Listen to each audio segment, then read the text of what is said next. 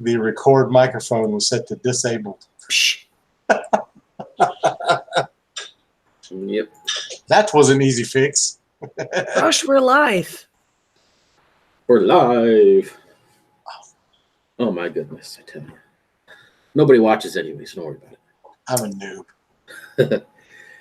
Oh, let's see. What all happened last session?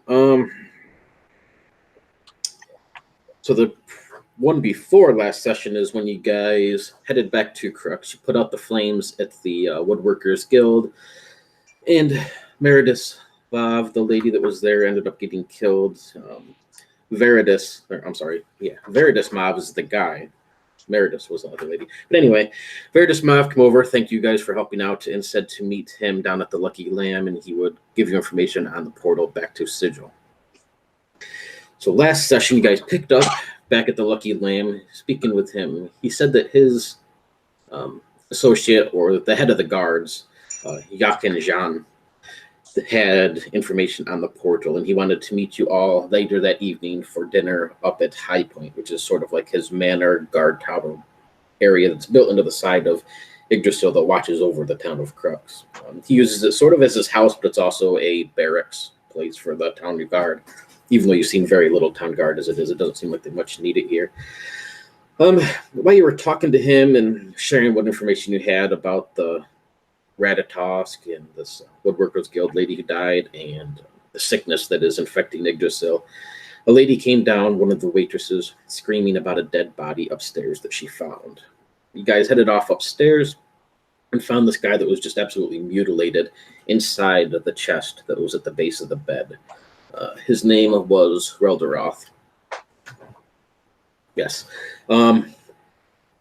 He was absolutely just mutilated in this box. He had a dagger in his hand, and it looked like he was covered in stabs and gash wounds and just sliced up really, really bad. Obviously dead. Oddly enough, the body, I think Seda pointed it out, or somebody, but the body looked like it was been in there for several days. It was just starting to smell pretty bad and decompose a little bit. But the guy who ran this Lucky Lamb said that he just saw the man early this morning, and that he's been staying there for recently. He was a businessman thinking about setting up shop here in town and had been going about town meeting with different people. Looked like he wanted to be some sort of accountant or business entrepreneur that helped other businesses. Let's see. We talked to quite a few people. Didn't get too many leads, but as you were headed back to the Lucky Lamb, you guys saw a weird, sort of an albino-ish looking elf type humanoid of some sort, who would knocking on the door to this room and was counting 7, 5, 4, 3, 1, and before he knocked, and would always count and say different things before he did anything. A rather strange habit. You guys followed him around for a little bit, saw him head into another house. You decided to set up your own little business booth, hoping that you would get Reldrath to stop by and maybe find out who this guy is, or this dead body, or who somehow attract his attention.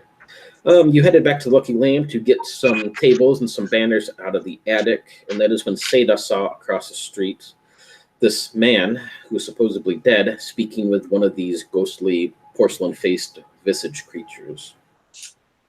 Everybody hauled ass out of the Lucky Lamb. I think Zan, you took the lead on that one. Ran across the street. This guy was walking away, but you could see that visage shadowy creature headed off out of town, and you took off after that thing to try and stop it or see what you could get from it information-wise. Headed out of town, down across this branch leading out of the town of Crux. You notice the further you get, the more corrupted it became, seeing more and more little pock marks and this nasty, ashy fungi type stuff growing on the limb, where you saw it disappear through a portal. The portals on Yggdrasil just look like a large circular rainbow-like pool of color. Zan, you did a quick check, and you could tell that it somehow went into the Nine Hells, which would be the home of the devils. You weren't exactly sure where it went into the Nine Hells, but you're pretty positive that's where it went.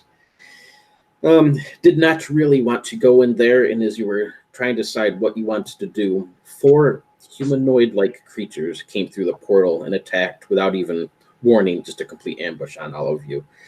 You were able to take one out. One turned into this giant scorpion creature that you were beating on for quite a while. You were able to take that out. The 2 that were left, one is off to the side and had Joe's character, I forget the name off the top of my head here, cornered over into the distance. I think Sato was trying to draw its attention. It too turned into a large scorpion, took off after Seda plowed into her and dragged her through into the portal.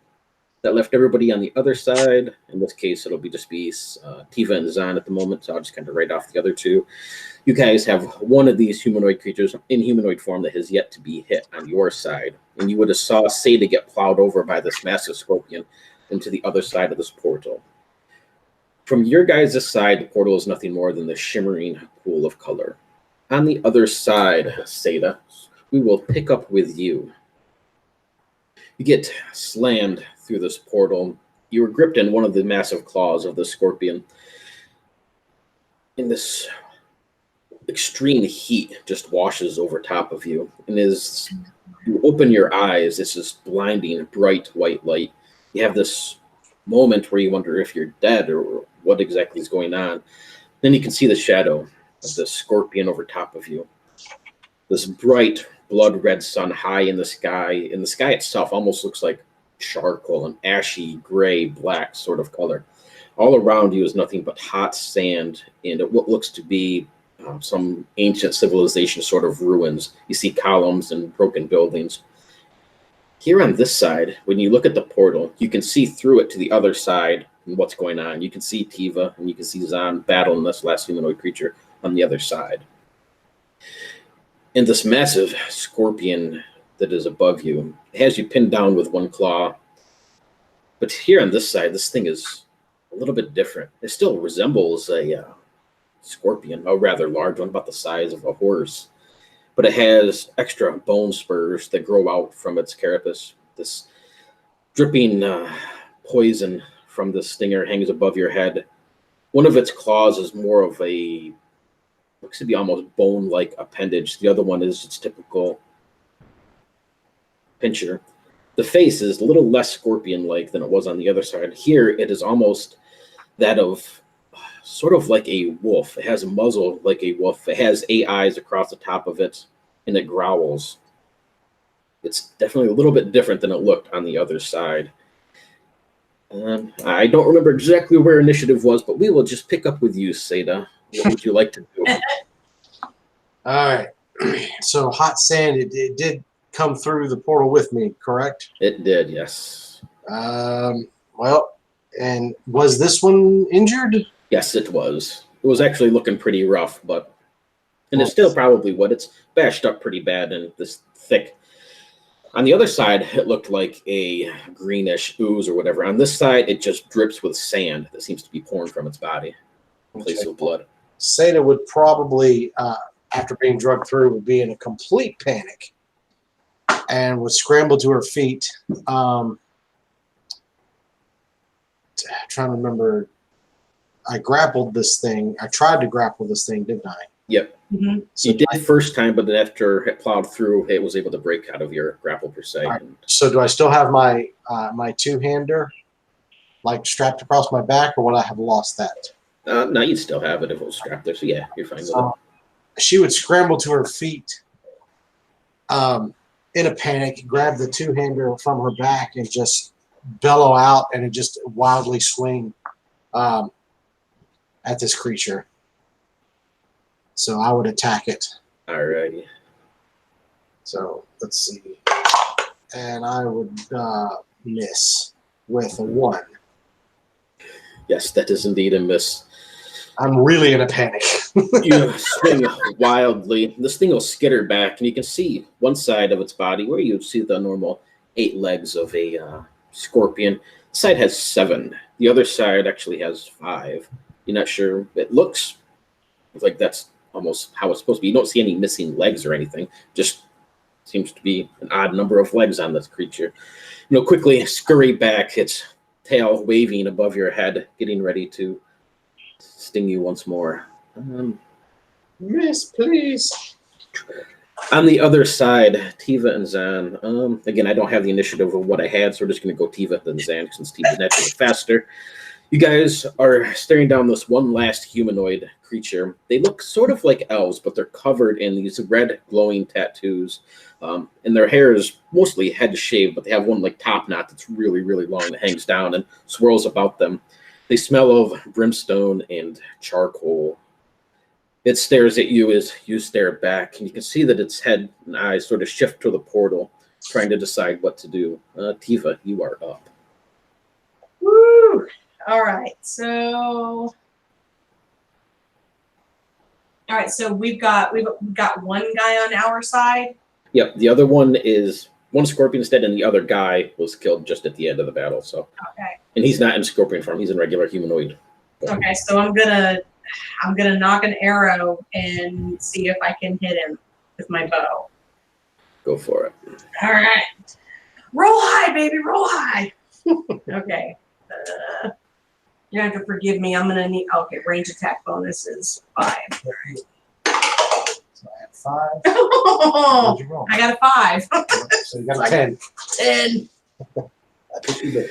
Son of a bitch. Not quite. This arrow, you can see it just to the side of it, skims past as he shifts a little bit in through the portal. On the other side, so you can see this arrow fly through, just skimming across this thing and off into the desert. Zan, you are up. We basically have to get rid of that person. Yeah, for it. Yeah. It is.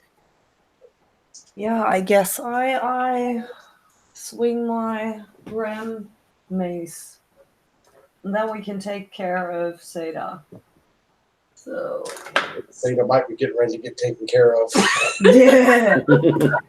24. That will hit. That will certainly hit. Yeah. Damage. Smash! Zan smash. Smash. 7. Yeah, 7 damage. Ooh, nice. Woof. What is your weapon again? I forget. My hammer, or hammer with a ram head. All right. This thing will strike square in the chest of this creature, and he blows back a few steps. He has what looks to be a long wooden carved staff in one hand. Not a long, it's only about 3 feet long, more of a heavy stick of some sort. And the other hand is this nasty looking curved scimitar type blade. And he'll take a few steps back from this blow, and his eyes set upon you. They glow with this bright reddish orange light. And he just charges forth towards you, Zan.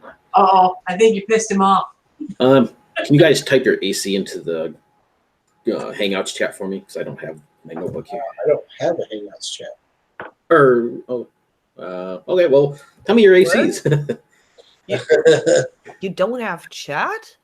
I'm in Hangouts, but I don't have the chat window. It's not showing for me. Crazy. On the right side, if you make your window bigger? It's maximized. What? Yeah. Okay, I have it. Oh, hold on. Stand by. Hold on. Well, my AC is 19. Okay. I got it. Goes 19. And Seda is my armor class in melee is 17.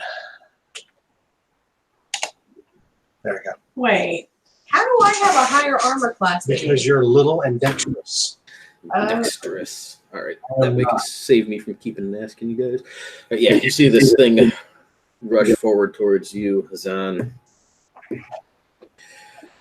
It swings this stick almost towards your feet as if they're trying to trip you up a little. You can easily jump out of the way at this, but it was really nothing more than a feint as you feel the cleave of this sword come down across your chest. 9 points of damage, Zan. And it growls with this, and you can see every teeth in its mouth is serrated right down to 8 points. And these eyes glow with this reddish, and it just keeps coming full front towards you. These blades sweeping this staff thing, whipping at your legs.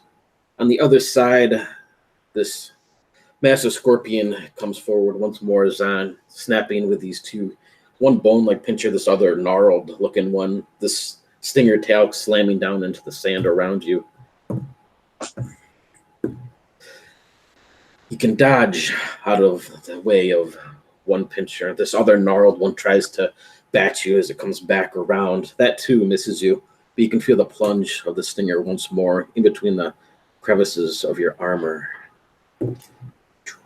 6 points of damage, Seda, and I need a save versus poison. All right. Well, I am, believe it or not, still alive. With 1 hit point left. And you said a save versus poison? Yep. All right, I got this. Or not. I have to get above it, right? Above it, yes. Can I tie it? Yes, you can. Then I'm good. I tied it with a 6. All right. That is I like this dice tower now.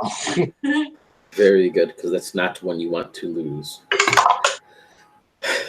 You can feel this poison just running through your system. You break out in this heavy sweat as it rips the stinger free once more. Bit of your blood and flesh coming with it. Seda, you are up. I am up. All right. Here we go.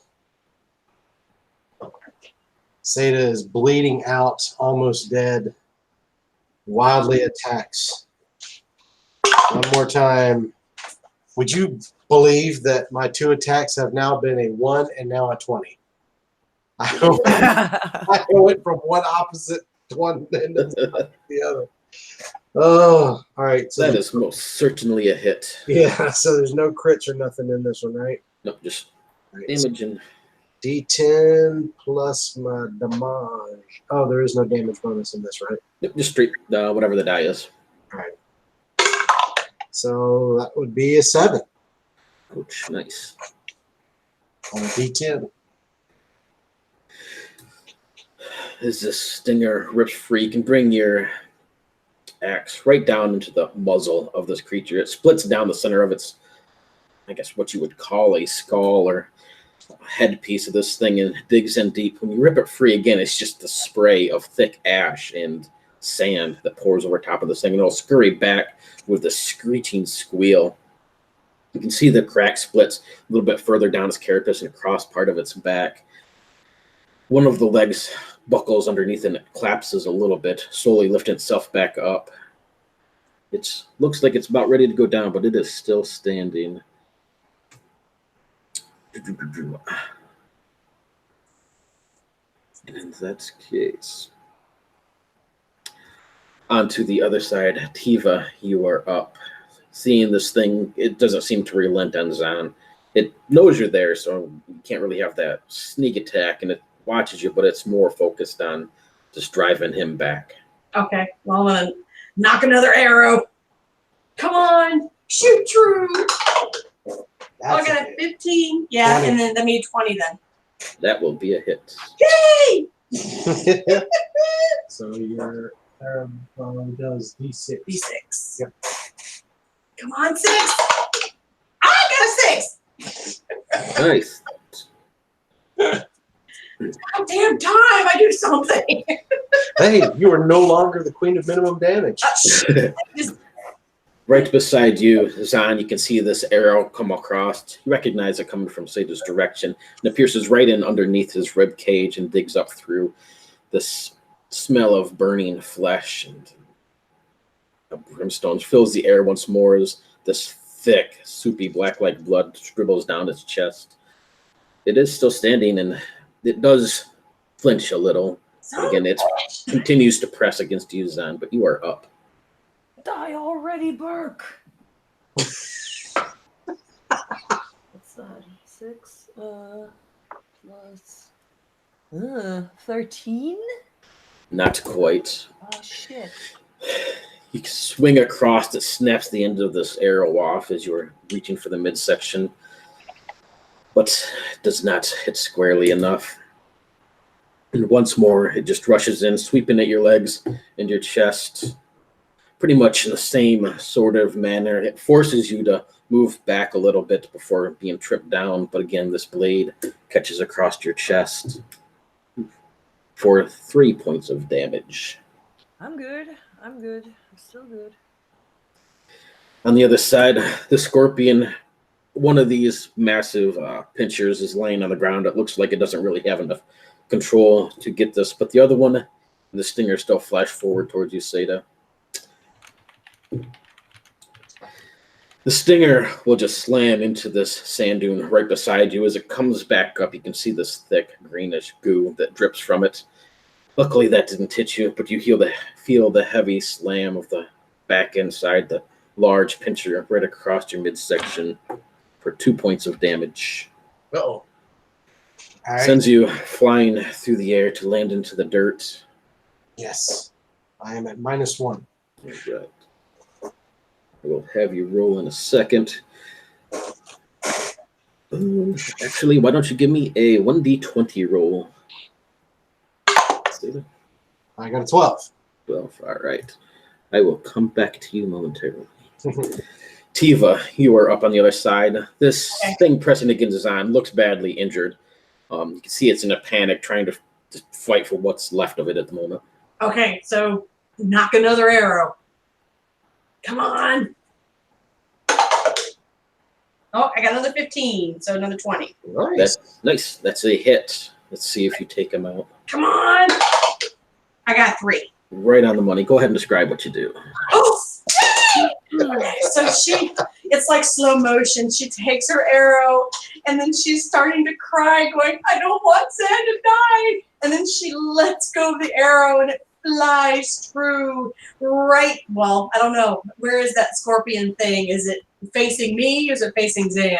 Facing Zan. Is it facing Zan? Okay. Yep. Well, then it goes right through its butthole. Very good. Scorpions have buttholes? It does now. You're a little Yeah. about scorpion buttholes. I got Well, yeah, he's in humanoid form, so yeah, you would just see the humanoid form. Okay. the protrusion of Tiva's arrow come through its crotch in your direction. Yikes. I would say he has a Woody. I have to live with this. Yes, you do. And aren't you lucky? Am I still low in volume, by the way? It's a little better. Really? That's Yeah. weird. You sound like you're far away from your mic. I'm not. Oh, that's a little better. Huh. I don't know. It's weird. Hmm. Oh, well. You're good now, though. You're good. I don't know. Tell me what are you wearing? And describe it to me slowly. Okay. I tell you what, dudes are so inappropriate during RPGs. Is this better? Let's see. Zan, that would put you up. You'd see this guy collapse in front of you by this arrow. So you're technically out of initiative on your side. But what do you do? Do you hear me? Yeah. Way better. Yes. Oh, is it better? Yes. Oh, okay. Yeah, I raise my hammer and I look at the gate and I charge in. Nice. You see Zan disappear into the shimmering pool, almost liquidy like. Tiva, do you follow? And she's gonna roll her eyes, go, I guess I gotta go in. So she jumps in there with her. Both of you, Him! Him, sorry, him. For fuck's sake! You'll never play another male character again. No. You get through this portal. Zan first, Tiva, you after, and both of you come through, and the heat hits you first, just as overwhelming, like a desert heat. This bright, blinding light from above. It takes a few moments for your eyes to adjust. You can see this blurred, shadowy image up ahead of you, and as your eyes start to focus, you can see Seda battling against this massive, very demonic-looking scorpion. It looks different than what it did on the other side, but you get the sense it may be the same one. She buries the axe into the skull of this thing, and as she rips it free, you just see this massive pincher come around and slam into her. She'll fly through the air quite a few feet, hitting the ground hard and lying still. The scorpion charge the beast. starts to scurry forward over top of her. And I was going to say, that would put Tiva up. Okay. Charge her. She's gonna scream, Santa! What'd you say? Charge her? Charge him, I wanted to say. I'm not a very good charger.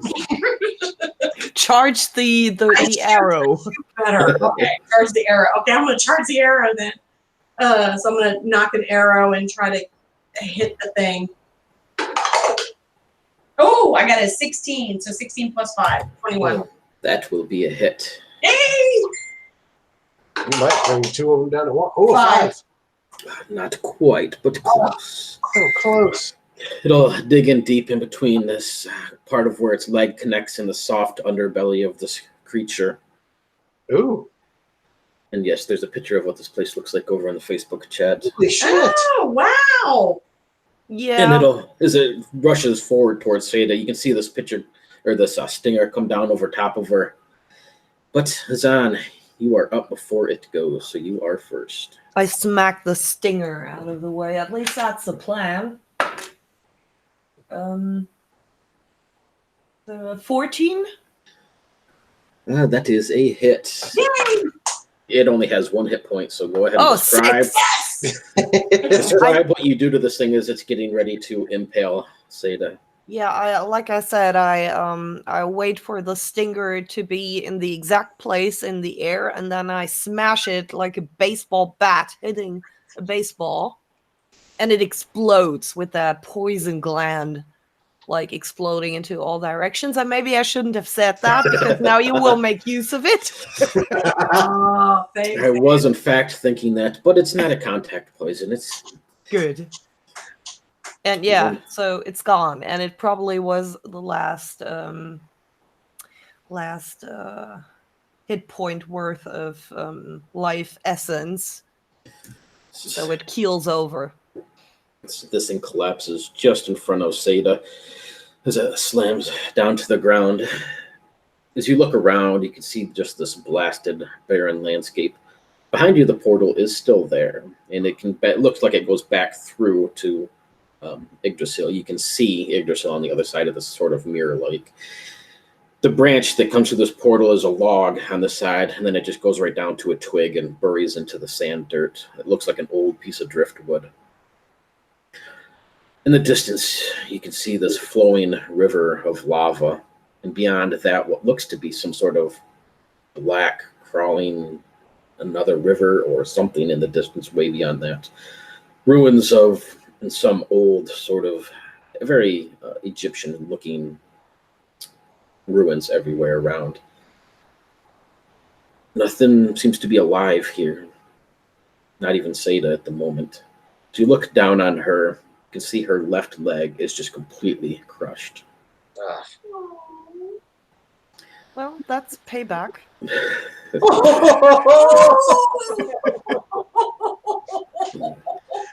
This looks really bad, Zan. You kind of have a moment of flashback and pain in your heart. My leg hurts. As you rub your bony leg in thought. She is unconscious at the moment as well, bleeding quite profusely. Let's get her out of here. I don't even want to look around. And I hobble over, pick her up, and run for the portal again, looking over my shoulder if Tiva is following. Yep, following, definitely. Both of you Get the heck out of here. Both of you give me a search check. Oh, okay. Search is boy. the D6, right? Yeah. I Yep. rolled a 6. 1 through 4. I got a 4. You got it. She made hers. As you pick up Seda, you see Zan starts moving back towards this portal. Tiva, you do as well. Something moves just to the side of you, and as you look over, maybe 50, 60 yards to your left, coming up behind one of these bits of ruins, is this shadowy visaged creature, its porcelain mask. And it stares back at you as it disappears behind another building and starts to look like it's going sort of headed east of where you're at as it disappears behind this other building. But for that briefest moment, when you locked eyes with this creature, there was a sense of familiarity that washed over you. You can't connect exactly what it was, but it's almost as if you knew this thing, or at least knew who it was. Someone with a mask. It's a shadowy, visagey creature with that porcelain mask, but Yeah, we've seen something, them before. something about these eyes. It wasn't that you saw the creature before. You know that. But the eyes, they something about them was very familiar. Huh. Okay. So she's gonna keep that that information to herself for the time being until we can get Seda out in safety. Zan, as you rush forward, you jump once again back through this portal. When your hooves land on what you expect to be branch, they just bury back into the sand. No. The portal's there, and it shimmers a little bit like you would have went through it, but you're just on the other side of it. I try again. Same thing happens. I'm stubborn. I'm a ram. You see Zan jumping back and forth through this portal. You don't seem to get anywhere. It looks like it's there, and you sort of washes over you like you're passing through it, but again, you just come right back out into the sand. What does my portal sense say? Ooh. Give it a roll. Let's see.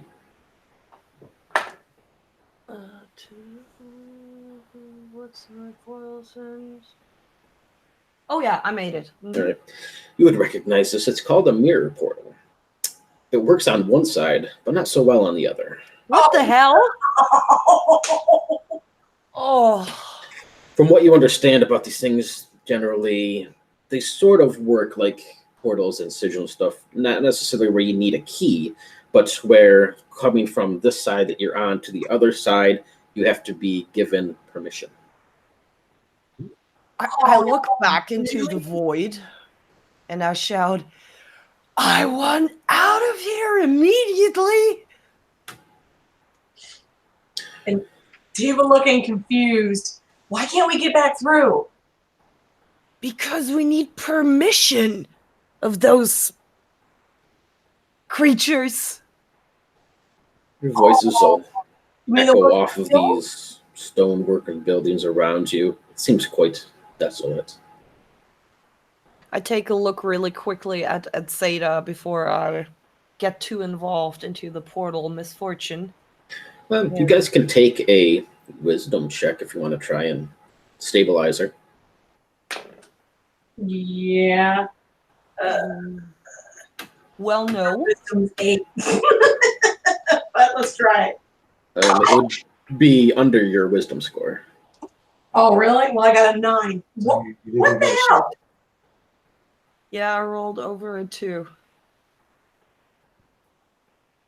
Did Tiva get it or not? No, she did not. No, I rolled a 9. My wisdom's at 8. So yes, Seda looks quite bad and mangled. You're going to need to get her somewhere soon before she bleeds out and just goes into shock. Quite likely dies.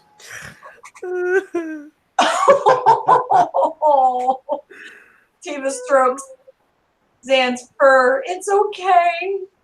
Wait, no, it's not okay. Let's say you No, should be it's older. not. This is the abyss. This The abyss.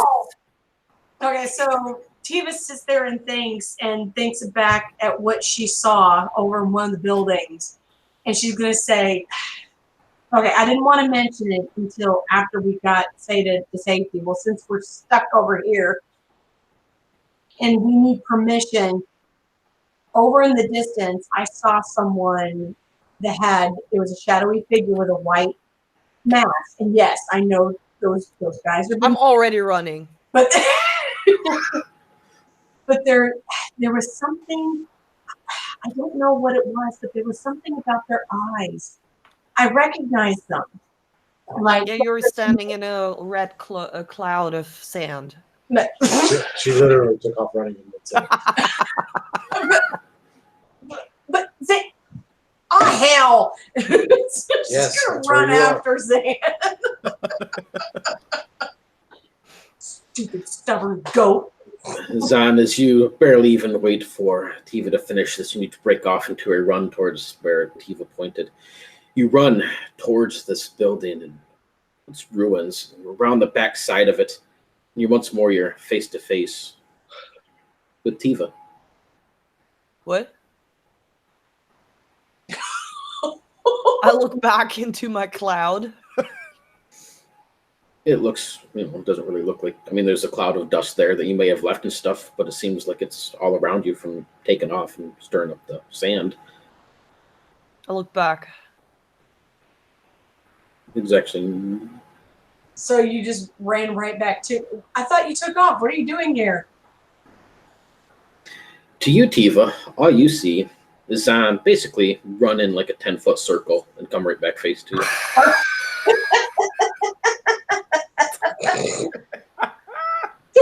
What are you doing? Why did you run in a circle? I did not. You did. I saw you. You ran in a circle. Listen, we don't have time for this.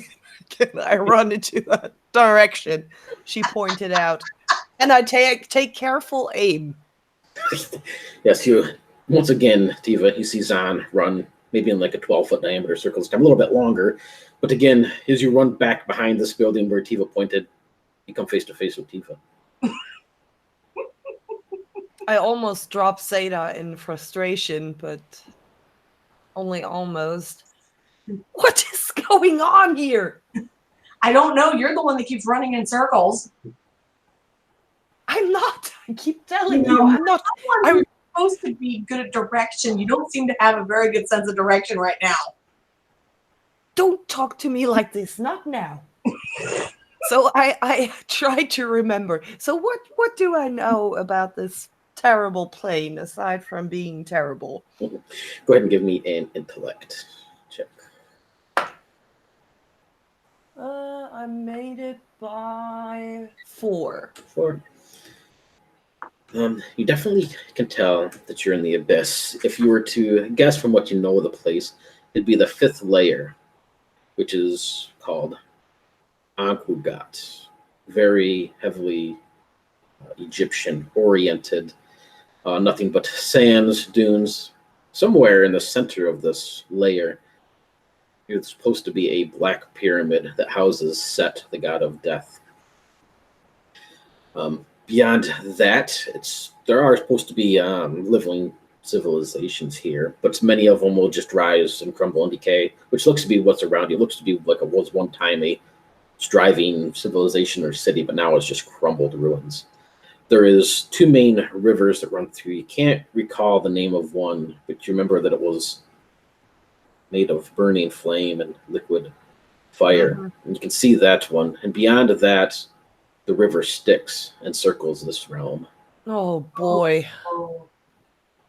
So I look to Tiva and I say, so apparently we need permission to walk in a straight line as well.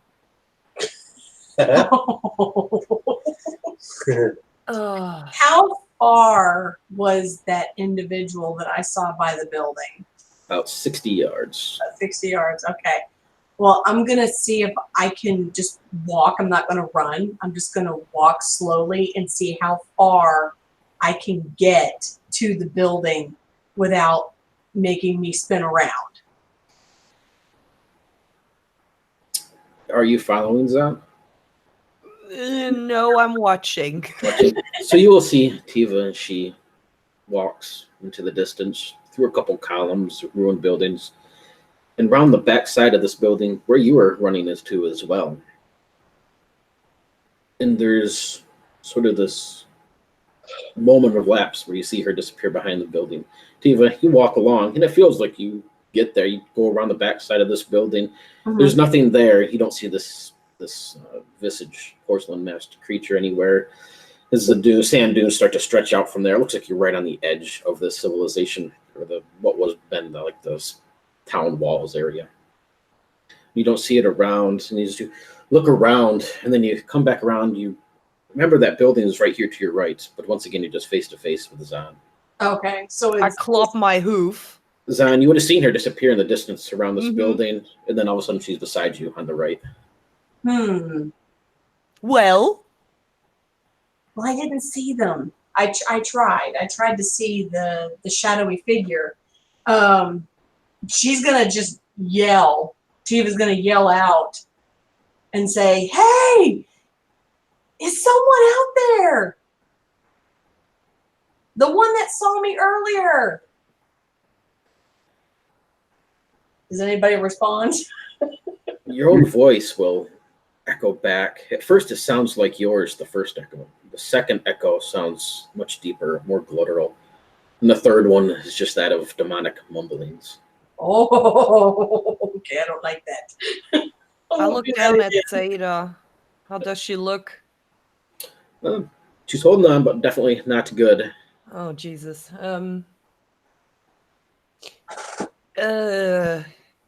As you look down at Seda, you can see that the sand beneath your feet, it's mostly black and red sand, mixed in with like your typical brownish colored, scattered along, but you can see it move a little bit next to your hoof. It's on here and there. You can hear this chittering sound. One beetle, 2, 3, as they Oh, start boy. to swarm up from the ground Oh, no. around you. I run in circles. Oh, no. Trauma. PTSD. That'll teach you to poke fun of somebody getting their leg crushed. Oh God. I start shouting. So I while I'm running in circles, I shout over to Tiva. So what do you know about Seth? I don't know anything about, or do I? I mean, I guess I could roll it. You can roll an intellect check just to see if you know anything about Seth. What would that be? What would I be rolling? 1d20 equal to or lesser than your intellect or your intelligence score. Okay, well, my intellect is 9. I got a 4. Right. Yeah, you would probably heard the name in passing here and there. Some sort of desert, sort of dwelling god of some sort. Wouldn't have a whole lot of familiar, since it's definitely a realm that would be beyond Tiva's normal understandings. Yeah. God of death. He's meant to rule over top of sort of a. She would think of them or recognize them as elves, even though they're not. They have the ability to transform into different creatures. Some birds, some wolves, some scorpions. And it's said that he's also rules over a land of memory. He rules over the land of memory? Yep. Or is one of his profiles or domains, per se.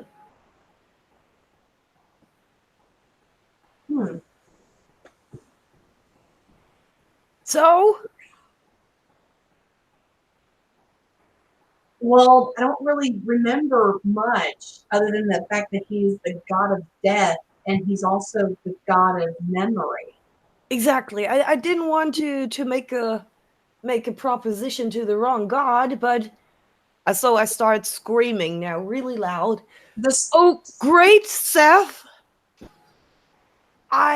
So you should hear me, because this is your realm, a really comfortable, unique realm, and we might have a proposition for a trade. A life for, well, we can talk about that. How does that sound? And we would like permission to walk in a straight line.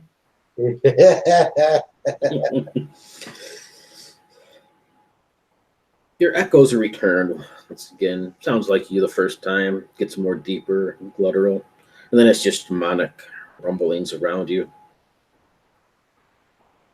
The beetles seem to be completely gone as you continue to run around in circles, and not even a trace of them left in the dirt, sand. And it takes a good 3 or 4 minutes as you begin to panic and try to figure out what to do. And then you'll see one of these same creatures you were battling, these humanoid, elven-looking men, walk out from behind a building. Looks like he's marching towards you. Then a second, third. 6 in total. All of them have these bright red glowing tattoos that cover their bodies, this long black hair tied up in top knots. You can see they're all equipped with rather nasty-looking curved blades, and they have a mask that covers them. They look like the other ones, but more militarized. I'll put a picture of them over. Oh, good. Do-do-do-do-do. As I pass by Tiva in my circle running, I whisper, "Get ready." And as they march through and come into view, their skin is this sort of dusky gray, thin hairs cover their body, almost a dog-like appearance to them. Their head is completely covered by this helm. The first one will come up, stop about 10 yards from you, Zantiva, followed by the others. They sort of make a pyramid-shaped formation with the one in the front. Reach up and lift this visor. Beneath does look almost like a dog-like humanoid creature. It has sharply pointed ears, and the muzzle's not like a full dog muzzle, but set in a little bit, almost like a mixture between a wolf and an elf. And it barks out something in this language you completely do not understand, Zan. And it looks at you curiously. Can we roll language, though? You certainly can. Oh, great. Both of you can. Oh, 2. that's my language. So it's right here. So if you get a 1, you have a chance of understanding. No, I got a 5. I don't understand a dang thing. What language was that? Just to add it here. Oh, so you don't have it? Yeah.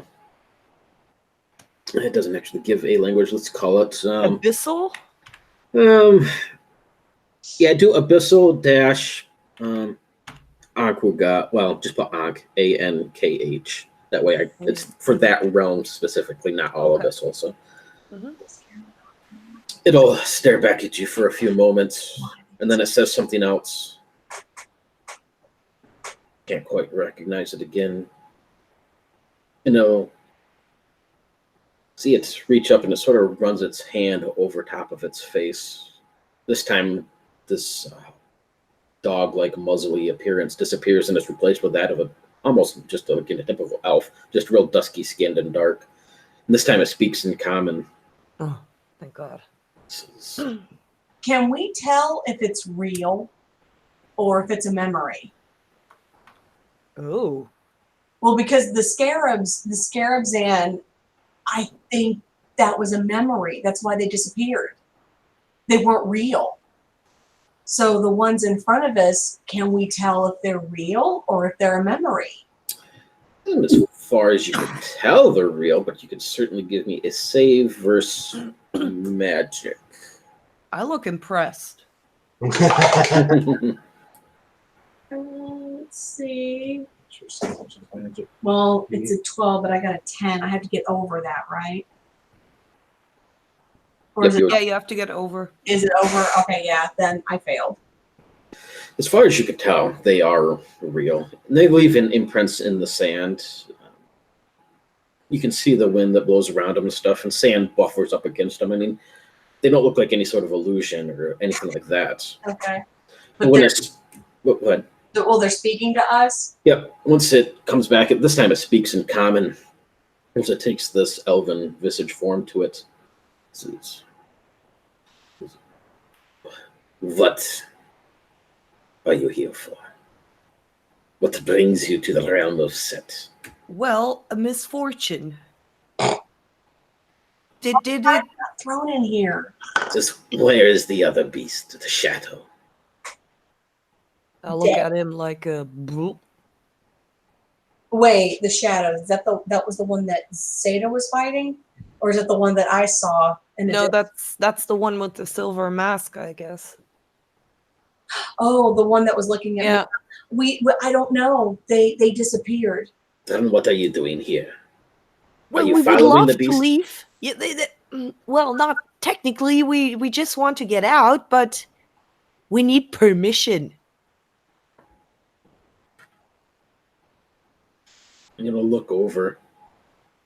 Our friend is hurt, and she's. I do not care for your friend. Leave it there. You must come to speak with the master. Necrotheptus demands you. Who? Necrotheptus. No, we want to talk to Patron of Seth. Seth. You cannot speak to Seth. Come with us. Leave the body there of the dwarf. No, we have but we want to negotiate. It will turn, start to walk away. The other 5 will sort of surround you and start pushing you forward. Yeah, I like put Seda in front of my chest like a teddy bear, and I refuse to let her go. Oh. We all go, or nobody goes, or you open that portal for us. Do I look like I have such things of power? Well, you look quite powerful to me. It's follow. Necrotheptus Scorpios demands your attendance. Well then, but can we hurry a little Quiet, bit? we do not have time for words. That's very true. That's very true. And this creature will walk ahead. The other 5 are behind you, sort of surrounding you a little bit, like you're prisoners, but they don't poke you, they don't hurt you, or they don't have their weapons drawing or offer any aggression. They're just there to make sure you continue to follow this leader. You can see the other ones all have a sort of a silver mask. The one that you follow has a golden mask. You get the sense that he's rather higher up than the rest. And So- he'll lead you. Go ahead. Food demands to see us? He'll stop and turn his head cocked. Necrotheptus Scorpios, And who is that? the patron of Set, our commander. But why would he want to see us? I mean, we're just... To find out why you're here and what you wish of the desert flower. No time for words, follow. It looks like they're scared of us, I mumble from the corner of my mouth. Tiva whispers back, but I'm scared of them. Well, don't tell them. I just wanted to walk in a straight line. It's not that hard, usually.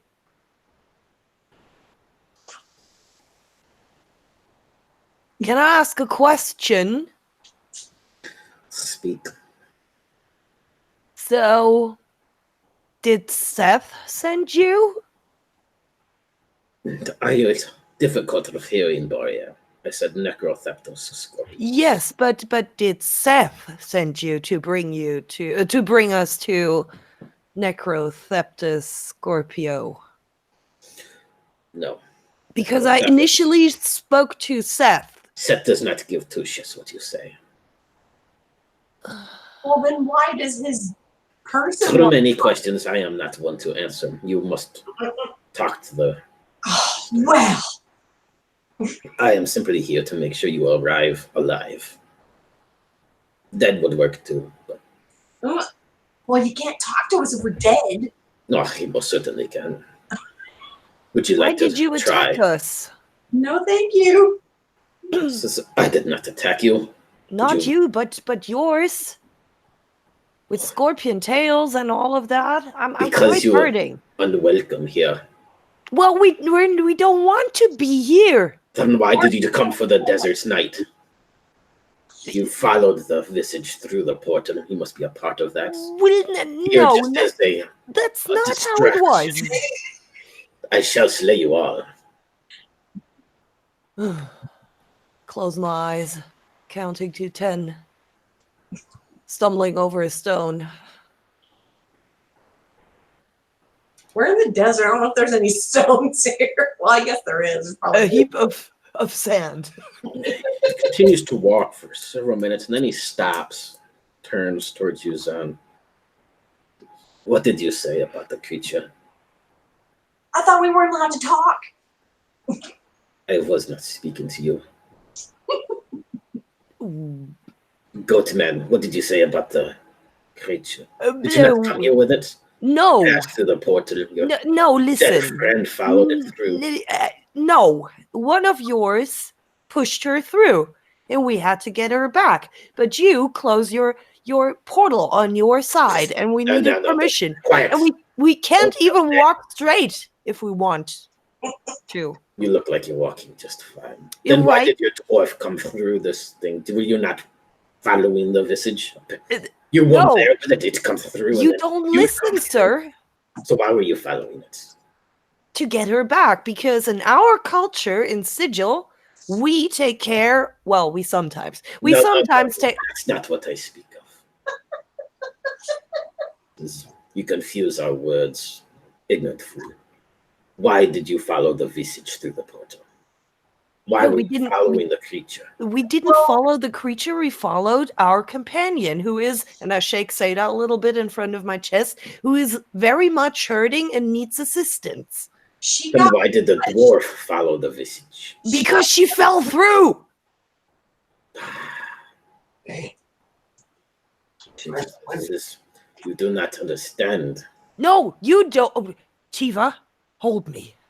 And he will put his hand up and look at you, Tiva. Says, on the other side of the portal, did you not follow the visage here? not willingly. So it dragged you along physically, mentally? Well, no. Well, physically, yes. And basically, what happened is we were just minding our business. These creatures come out of a portal that came out of nowhere. Stop. Why were you at the portal? I'm trying to tell you. What I'll look brings away. you down the branch of Got Yggdrasil to in the the gates of Set? by a creature, and we had to come in here and get her because she's my best friend and she's hurt. You see the smile spread across his face. Foolers. He slaps his visor back down, turns, and starts marching away. You just don't listen. I know, they won't let me say a word. No. He says, no, I listen. I hear you come through this portal to save your dead friend, who's, by the way, dead. She's not dead. Drop the body and let it go. The scarabs will take care of it. And you say that my troop dragged her through. Indeed, I saw such things. But what I don't understand is why you are here to begin with. What would bring you down the branch of Saturn into this gate? I don't care why you came through here, or what you had to care for this dwarf. What is important is why you even came down this branch to this portal. Why didn't you just ask that before? But you did not answer. For all intents and purposes, we wanted to catch that creature before it even sets a foot into your... So what interest do you have in the visage? We don't have any interest. Well, that's not necessarily true. We want to tell the truth, Tiva. Well, we don't actually. Can we first take care of this one here? And I hold her up, Seda up like a baby, and then we can tell you a very interesting story. And I'm sure. Oh, and I stop. Is Seth still alive? What? Of course he is. Are you sure? Yeah. Positive. Well, I would check before I would answer that. But yeah, we can tell you a very interesting story about very dead gods. But it's not my importance anyway. But come, you can follow me and tell Necrotheptus. But it might will give a shit be about of your your story. yeah. Come, come. Can't he just listen for a minute? It's really difficult to talk with that person. It's not my position to listen, only to deliver or kill. Yeah, can we Which would deliver you a little bit prefer? faster? Then stop asking us questions if you're not going to listen to our answers. I nod. Completely ignores you as he continues to walk. Seda, give me a... How about a strength check? Oh, wow, that's good. Don't See, die on make me. sure you're holding on. Strength or Constitution? Actually, Constitution would be better. Yeah, my bad. So I just got to get under it, right? Yep. No, I'm way under it.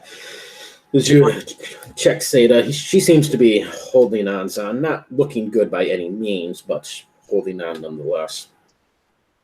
As this minion of Set continues to march through in between some old ruins and At one point, you cross over a section, this high stone bridge over top of this molten lava that flows beneath you. The heat is just absolutely intense, and you can feel your skin begin to burn and turn red, sizzling a bit. Tiva and Zan will take 1 point of fire damage. Oh boy. Ouch! This heat just begins to wash over you. On the other side, it comes to a cliffside, and you look down upon what looks to be a military encampment. Okay. Well, Tiva's not feeling so good. Are you still up? I have one more. I have All one right. point left. Stumble a Shit. few times as you come up to this cliffside. You look down upon this military encampment. It looks massive, maybe 10,000 strong, if you had to guess. Tents spread out everywhere. In between all of these tents, you see huge horse-sized scorpions scurrying about, and snake-like cobras, the big hooded snakes, 20 foot more or long. Looks to be that you can point out there's 12 of them. They slither in between these tents and seem to wander around almost as if on guard. All of these minions are all much like the ones you are following, dressed in military regalia, these big helms. In the center of this encampment, which is shaped in a triangle, like a pyramid, in the very center of it is one larger tent, pitch black. It almost looks like you're just staring at obsidian, just pure black, glossy. And this man in the front will point, sort of, that's where you're headed. Go ahead, Tiva. I was gonna say Tiva just kind of gets closer to Zan and just clutches Zan. I'm scared, Zan. Guess what else? Please. No need to be afraid, little halfling. I would have killed you already had I wished. No, But that's- they desire their minions and their people alive rather than dead. The dead could be rather difficult to speak to sometimes. The living give up information more freely. He'll begin Oh, winding my. his way down this cliffside, finally reaching the encampment. He'll march you through this battalion. They all watch. You can see these massive scorpions, all very demonic looking, extra legs and pinchers, scorpions, snakes. A lot of very desiccated, mangy looking mongrels running about as well, with massive fangs hanging out of their teeth or out of their mouth. And he leads you to this large black tent in the center. Stops. The other 5 that were following here have since broken off and made their way back into the battalion itself. And the one that you followed with this golden visor will stop. Motions a hand forward. Necrotheptus wishes to speak with you. Well, Go how ahead. welcoming. I nod to him and I walk through the tent flaps. Do you follow, Tifa? But yeah, I'm clutching onto Zan. Don't touch my tail stump. I won't. Or tail stump? Inside, the strong smell of incense fills the air. And in the very, very center, it's sort of like a circus tent, roundish a little bit, with the center of it at the high point, has this glowing white orb that scatters almost like moonlight across the room. All different tables, chairs, maps, other things are spread out in this place, much like a military meeting place or strategizing thing. In the backside, though, is this figure, very wolf-like appearance. You can see this great ankh staff across its back as it sits on a chest that seems to be just overflowing with sand, and it constantly spills over the side and then disappears into the earth itself and just continues to flow like a fountain, but with sand. Thick black fur covers it, these long black nails. The head itself, demonic looking, these piercing white bluish colored eyes, and this long skull-like muzzle of a dog, these 2 bladed horns that wrap up around it. And it sits relaxing sort of at the edge of this fountain and watches you. I've been waiting for you. Well, Have a We would seat. have been I did not earlier. ask you to speak. You listen. Yes, sir. Borriere. Bring your friend here. I wish to speak to all three of you. I don't want to speak to the dead. Go ahead, lie him at my feet. Or at my feet. Don't delay. I'm about to be necromanced. I look down at Tiva, like, questioningly. It's your friend. Well, do as he says. Okay. The kind of mance I wanted. I wanted romance, not necromance. Okay, I'll walk forward and I let her down. This creature will stand up. It stands about 8 feet tall, very skinny and lanky with long, gangly limbs and stuff. Moves forward. These silverish gowns flowing off its body. It has a bit of a headdress and golden bands that wrap around it, jewelry. It'll come forward. Its hand holds out, and you see this bright blue flame appears, and it reaches down and just slams it into Sada's chest. Sada, heal yourself 2d6 hit points. Ooh. Yay. Yay! All right, here's one.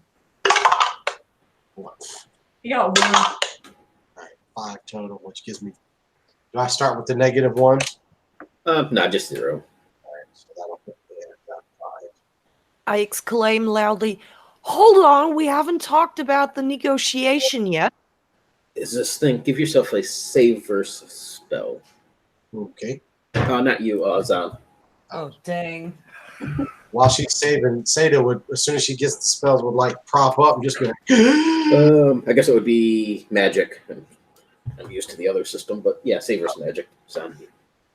She'd prop up and take a huge gasp and then just kind of look around and be like, I really want some bacon. I failed. All right. As you say that, Zan, this creature looks up at you and you see this bright flash in its eyes, and it just sort of waves its hand. You feel like a blast of wind catches you. You're going to be thrown back about 20 feet into the side of the tent, but it's hitting like solid stone as you smack against it. It says, "Do not speak unless you're spoken to." Okay. What did you say? And it looks down. It's go ahead. I said, hold on, we haven't talked or haven't negotiated yet. That's right. Seda, somewhere on your sheet, doesn't matter, but mark down that you have the mark of Necrotheptus. Oh, that's probably good. No, I don't think so. Okay.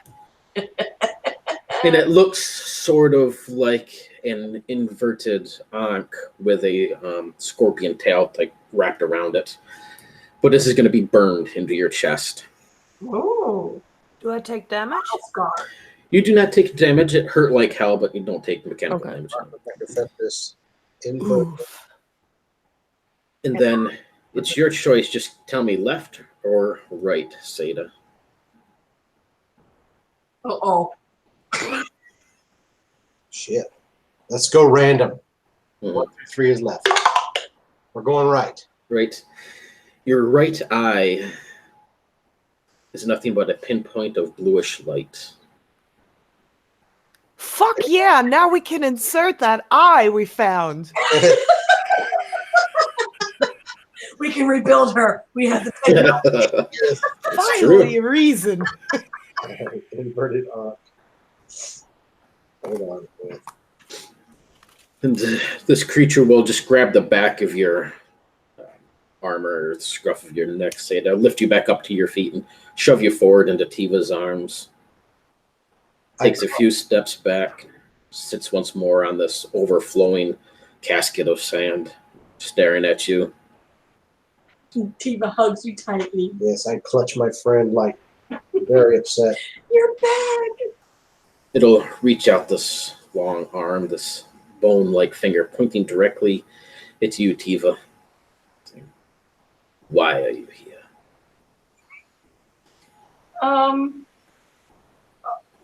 Well, we didn't come here on purpose. We didn't want to disturb anything, but some of the people of this world came into our world and they attacked us, and then one of them threw Seda through the portal, and we came here to bring her back because she's my best friend. And we tried to get out, but we couldn't. And Zan said it was because we need to have permission to leave. So can we leave, please? When I'm done with you, yes. Giant bugs. Wait, what was that you When said? I'm done with you, yes. Oh, This is done with us? And Tiva gulps. don't worry, Halfling. If you wanted you dead, then you'd be dead by now. You are welcome to relax, even have a bit of foods, perhaps quench your thirst. You know what the desert is like. And he motions behind you. You can see this table spread out with all sorts of delicious foods, drink, wine, ale. Very fancy. Looks Bacon? delicious. A pile of bacon, yes. Yeah. He says, I must apologize. My men can be rather instinctive sometimes. They lash out without thinking. It's a trait of the devils, you see. They did not try to bring you here. They did not try to attack you or kill you. They were simply defending the realm of the shadow beasts that come here. Oh, we know those shadow beasts. What do you know of them? Tell me. They're horrible. They've killed people. They killed Zan's father. I do not care about that. What do you know of the creatures? The who? The creatures. What do you know of them? Oh, the creatures. Sorry.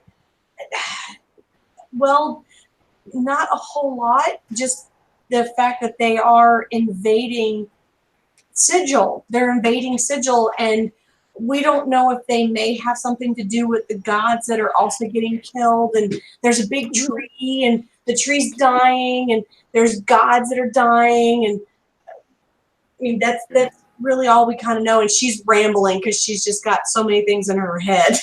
I raise my hand, propped up against the tent. This skull-like head looks over to you and speak. Is Seth still alive?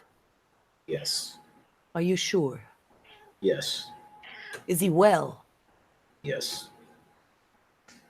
I nod and I wait for a few seconds, and then I say that might not be the case for long. So I've heard. Ooh. Seth does not fear anybody, especially not this upstart creature that wishes to kill us all. Well, He will take care of it well enough. You have no worries about that. I We count are on my more. Do you wish to interrupt me? no. Just not be anymore. quiet then. It's these creatures you describe. They are the reason my troops are here. We seek to stop them. We believe they are here for what we call the Desert's Night. But no one, not them, not you, not even the other gods, can steal the Desert's Night from the realm, the Lord of Evil.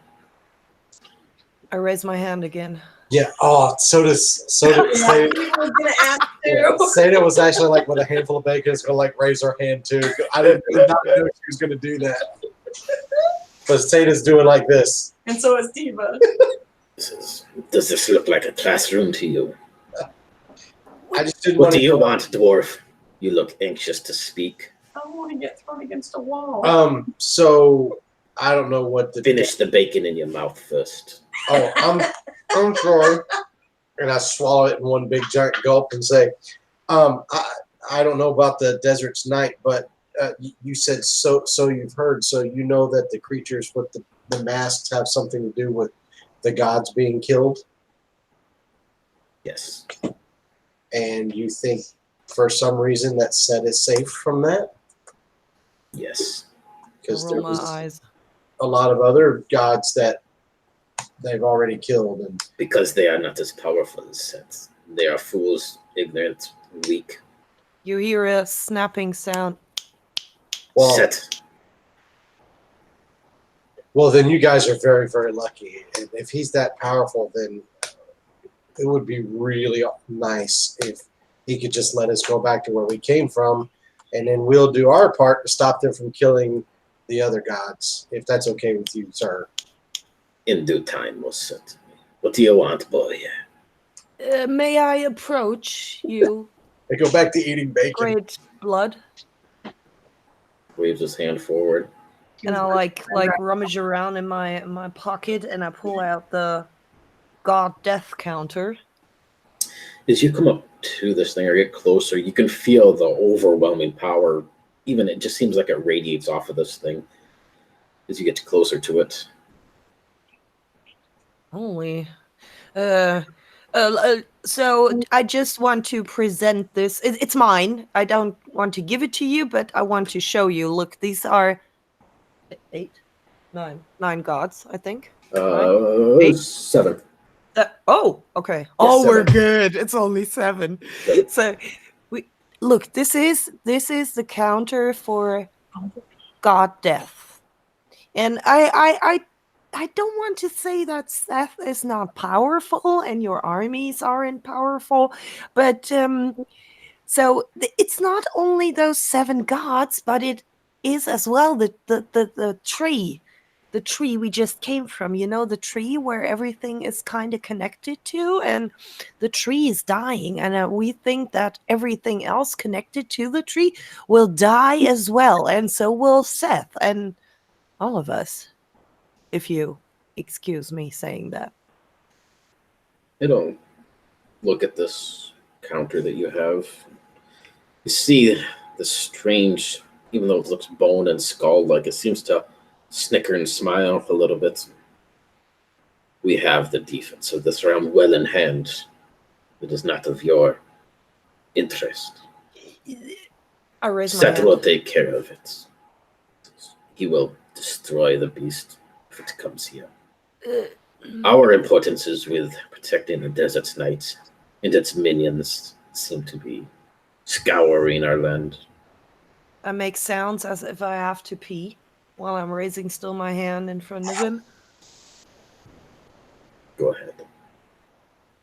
Well, but one of those creatures just ventured into your realm and you didn't manage to get it. Get it? That's because of you fools that came stumbling through as well. So we're a danger. It's fine. I Had you walk back. told us when they come through, then perhaps they wouldn't have tried to kill. Perhaps they wouldn't have killed your friend. Perhaps we could have caught the visage in its movements. I got killed by a big bug. One of our men. I almost got him, though. All by myself.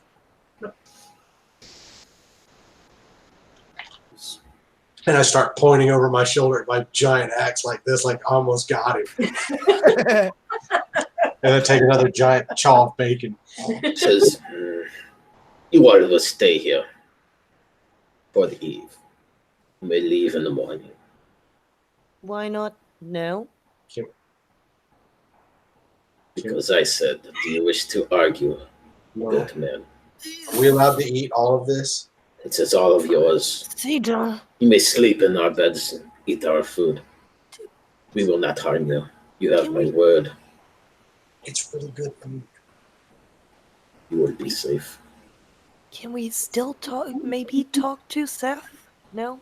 Seth does not speak with mortals. But he talks to you? I am not mortal. Well. Do you wish to challenge that? No, no. I did not think so. I'm absolutely fine. I just have a lot of questions. I'm going to challenge that steak over there. Well, then ask.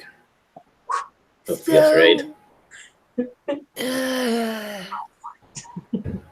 So, how do you explain the tree business then? It's corrupted by the demons of hell. Think Well, of but it that- like an infection. But that's like The beast came through, and wherever it walks, wherever it touches, corrupts it, kills. But don't you think this is maybe more based on your experience with the devils? Because I mean, you have a little bit. Demons. on the- We are devils. They are demons. yes, Get your facts that straight. There's that. Insult and call us such. Yes, there is. So you have a little bit of family trouble between yourself, and it's not always the other side of the family, you know? I think this is more not a demon problem. Hmm. So it's more something else, I think, because I don't think that your other family branch is strong enough to kill gods. That's because you're a fool. You need to not understand how the world works. Well, I mean, considering that we are fools, we managed to do a lot, and we're kind of stuck in all this shit from the beginning almost, and we're still alive. With a little bit of help, but we're still alive, and we kind of managed pretty well. And you know, the only thing we wanted to do was get home, and we're still not. I lean over to to Zan and whisper, probably too loud, and I say, because I just rolled an intelligence check and I got really. I only have a 6 intelligence now, and but I still made it. So I'm like, I say, ask him if he's one of those avatar things. Oh, I heard about one of those in a book. I couldn't read it. Somebody else was reading it to me. T-Bow's probably reading it to you. what did she say about the book? Sorry. Somebody was reading the book because I can't read, but it was about, they talk about God avatars. I think he's a God avatar. Ah. He's not mortal. Can I ask a very personal question? Because this would be awesome if he was. Yeah, I know. They'll smile a little bit, looking at Seda. Look to you, Zan. Go ahead. So, would you happen to be a how do you call it? Avatar. Proxy avatar of Proxy. What's up, of. Proxy? Can I finish my sentence? Yes. Of Seth. But now it's... Yes. I am the proxy of Scorpios. 1/12 of the formation. Oh, let me tell you a story though. Totally drink now. I was right. Let me tell you a story though. We were on where were we? You were out So- on the wasted plains, and you saw proxies of Manzakora can explode before you. Let me guess, is that the story? Yeah, I'm standing there, my mouth open, and I'm looking very disappointed because I thought I would win him over with that story. Ah, he already So knew. I'm going to point at him and I'm going to say, but she and I met Finfully Butterspoon. We did. And not She was Proxy, killed. we met the real one. Tis a shame what she's become. I'm sorry, what? Tis a shame what's become of her. Yes, it was pretty sad. We watched it happen. And that's And why when you watch this happen, and it stares at you, it wasn't here on these realms, somewhere else. I can't recognize. Tell me what you saw. So we recount the whole story about going to the inn, the whole The Heartswood Rest or whatever. Yeah, Heartswood. And we recount the entire story and about the creatures that came in and how they touched and all that. I mean, just the whole story. One thing you can, I don't know if you guys remember, I guess, players, but when all of that happened way back when, you would have saw these visage, these porcelain mask creatures come through, but there was also the one more powerful. That's the one that killed Butterspoon. Yeah, they Yeah. touched hands. Yeah. Yeah. And that's the one. And he, as you described that thing, the creature you saw was a demon. A thing of, we don't understand exactly. No, I believe that's why it's here. sending its minions to search for the desert's night, for it needs it, but Set will not allow it to steal from this realm. We just Creature you saw, that is the demon that has corrupted Yggdrasil. That is the creature, the demon, that destroyed the gods using the last word. Well, we thought we thought that you should know that that's what we saw in case that's what came here. We just want to help so we can go home. Perhaps if you live long enough, you too will return home. Of course, that is up to the beasts. Okay. You guys cool if we take like a quick 5-minute break and then do the second half? Sure. All right, let's do that. Perfect. I need to pee. We'll be right back.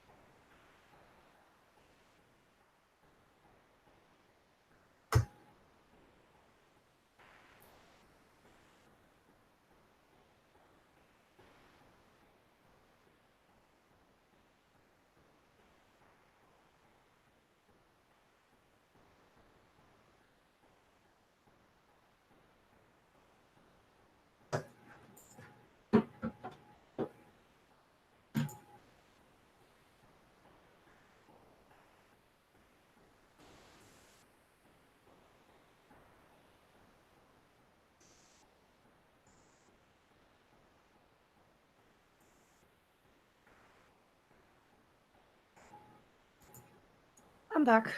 Mhm.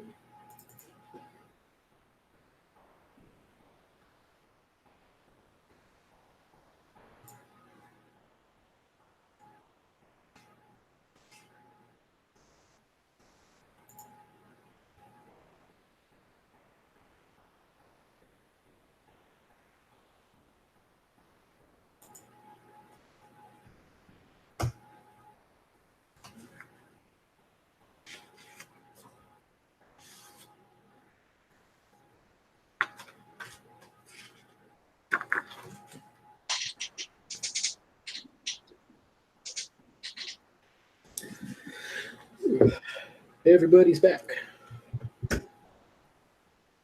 Yeah, Michelle will be here in just a second. Okay.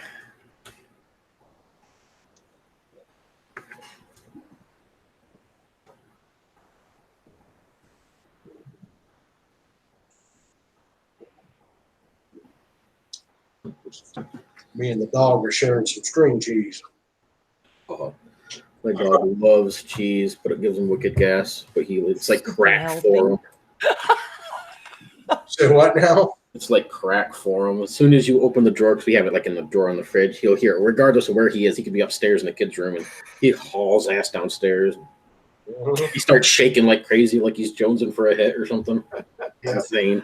Oh man. Well, Charlie's a hunting dog, so they jones like that for anything you might be, because they're just chow hounds. So, and I'm a bad dad because I share everything with him, so Yeah, that's it. me too. I usually give him the last bite of whatever. You're such an instigator Horrible how I treat my or dog. enabler. He was I'm an enabler, yeah. Neighbor. He got the last, he took one bite and went and was like, oh, I was going to there. He got what he wanted. Yep. All right. So this creature will look at you, is pointing at this small, like, watch type thing you have that is currently sitting at number 7. What do you know of the gods that are dead? List them. What do I know? What? What the gods have died, if that's what this indeed counts. Well, 7. well, like you said, the brainer's god. Manzikor. Yes, Butterspoon. Where's my list?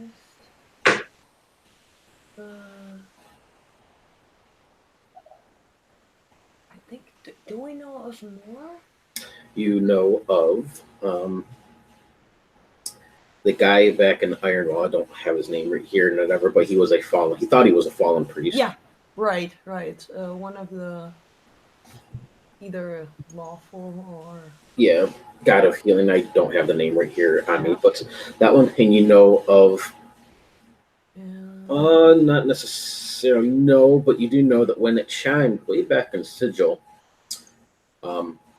is when all of the Modrons collapsed. Oh, right. Like they Exactly. reset. So that would be Primus that you know. Yes. We were almost stampeded. So you know of 4, 7. Exactly. We got into possession of this counter, if you will, when it was on 3. Well, I was not aware of. And he mentions this god that was fallen from this priest. I don't know. I'm gonna have to look up the name of, but it's been mentioned a chance that Wim, the elemental god of ooze, is now in the dead book. So too is something high in the Norse pantheon. Set has not spoken to me of such things, but that is the current chant. I do not know the 7th. Perhaps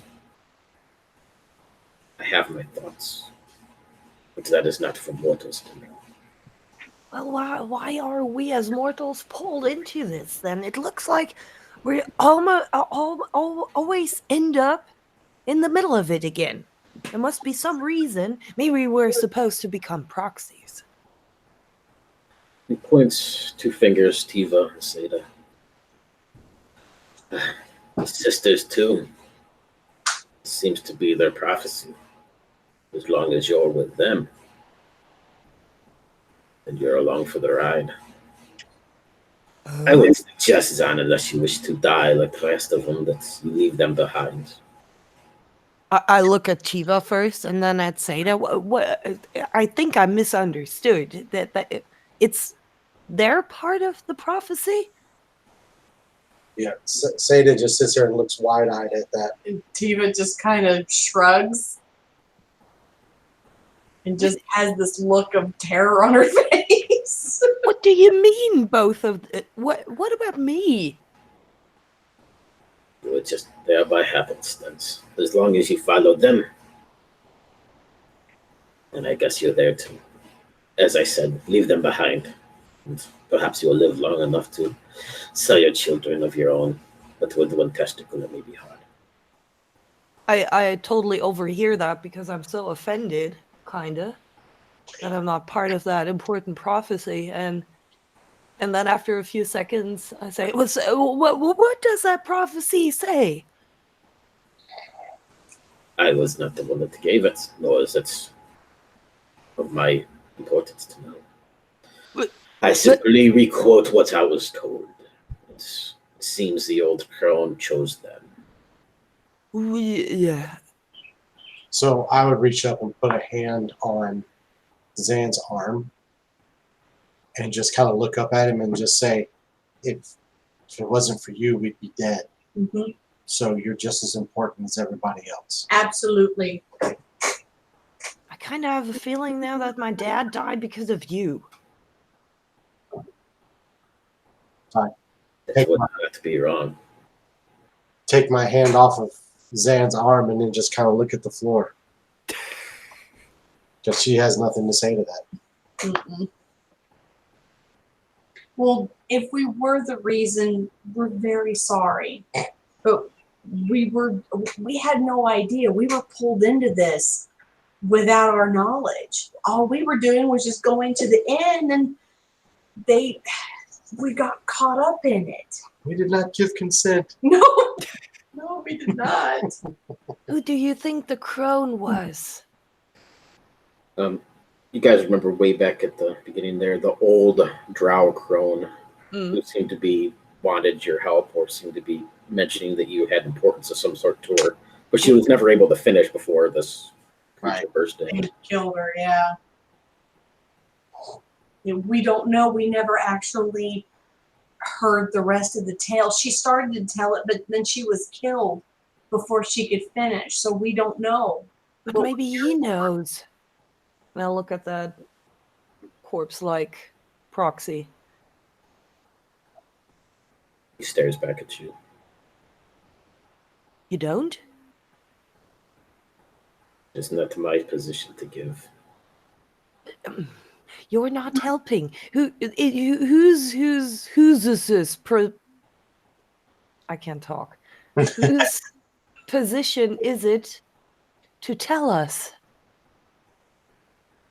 That would be one of the gods. Well, or those with permission. I do not have such permission. But can nor we do I get? wish to But can go we against maybe the talk? words of Set. Can we Please. please? On the wall again. Let him finish. Because I do not care either way what all of this has to do with you, me, or anybody else. But Assuming we we could- keep the land safe. You like to interrupt, Boria. You hold your horses. No I pun do. intended.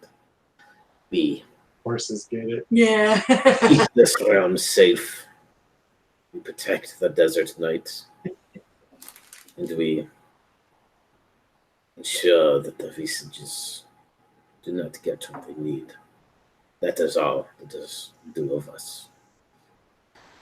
You being here is simply by circumstance, it seems.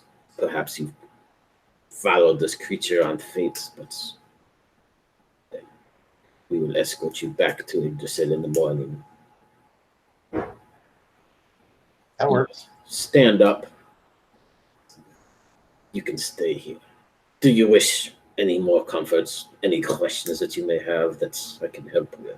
Yes, could you please deliver a, no, not you, of course, but could someone please deliver a message to the great Seth and tell him that we really, really think we should talk to him, and that it's I very... did not even get to speak with him. I simply pray for my words. Perhaps he grants them if he deems me suitable. What can happens? Pray and give your words and offer them, but That would be can't very promise anything else. appreciated. What is it you wish me to tell? That he That does would... not already know. He can hear you speak. Go ahead. Oh, great, Seth. So you probably already heard everything we said, but we really think you listen. Sometimes in the great stories of the universe, there are some mortals who are very important to a very specific cause. And I think if the main tree is about to die, this is a very specific cause. And as you heard, those two, and I point at the other two, and then realize that he probably can't see this, so I fold my arms in front of my chest. So those two next to me, Seda and Tiva, are apparently super important, and maybe I'm a little bit as well. So we would really appreciate if we could have a audience. It's for the good of all gods, not only those you don't like, but for you as well. So we could help keep your very welcoming realm safe. It's this you hear Necrotheptus sort of, it sounds almost like a grinding chuckle sort of thing. And what would you have to do to protect the realm of Set that he or we cannot already do? Are you so powerful that you can take care of this on your own? I have a hard time believing that. Who has the eye? Me. Yeah. Oh, I mean the actual like. The mechanical one. I think Vendor technically does, but one of you could have it. Oh, actually, I think I got it. Oh, yes, you do, yes. Yeah, because he tried to take it, but she wouldn't let him have it. Yeah. Tiva, could you Fine. could you hold up the the eye? Could you show him? So she gets in her little bag and she takes the eye out and she holds it out in front of her in her little hand. See, this is the eye. Exactly. And we think, and now, listen, Seda now has an eye problem, and now we can put the eye into her, and that will show us, and then you, of course, because you could profit from this, could show you more about the situation going on, because this eye belonged to the person who had really to, yes. So it's a long story. So this person knows a lot about all the gods and what's going on, and saw things, and I forgot his name, unfortunately, but it's important. It is a transcription. I looks to be one of Huron, Countess Clethris of Automata. Why do you even ask if you know everything we know? Because we have little use for his ledgers and his books. But if it's you wish to read about the accounting prophecies and the accounting intricacies of the banks and the factions of Sigil and others, then that will help you. Wherever his book is, it will help you read that, but it isn't going to help you in this situation. It says no. You know what? We offered our assistance. I offer my assistance as well. I answer your questions. I simply don't have time for the stories. I already know when they are forefront in your brain. Well, out of curiosity, Tiva's gonna go over to Seda and try to put the eye in her. Oh God!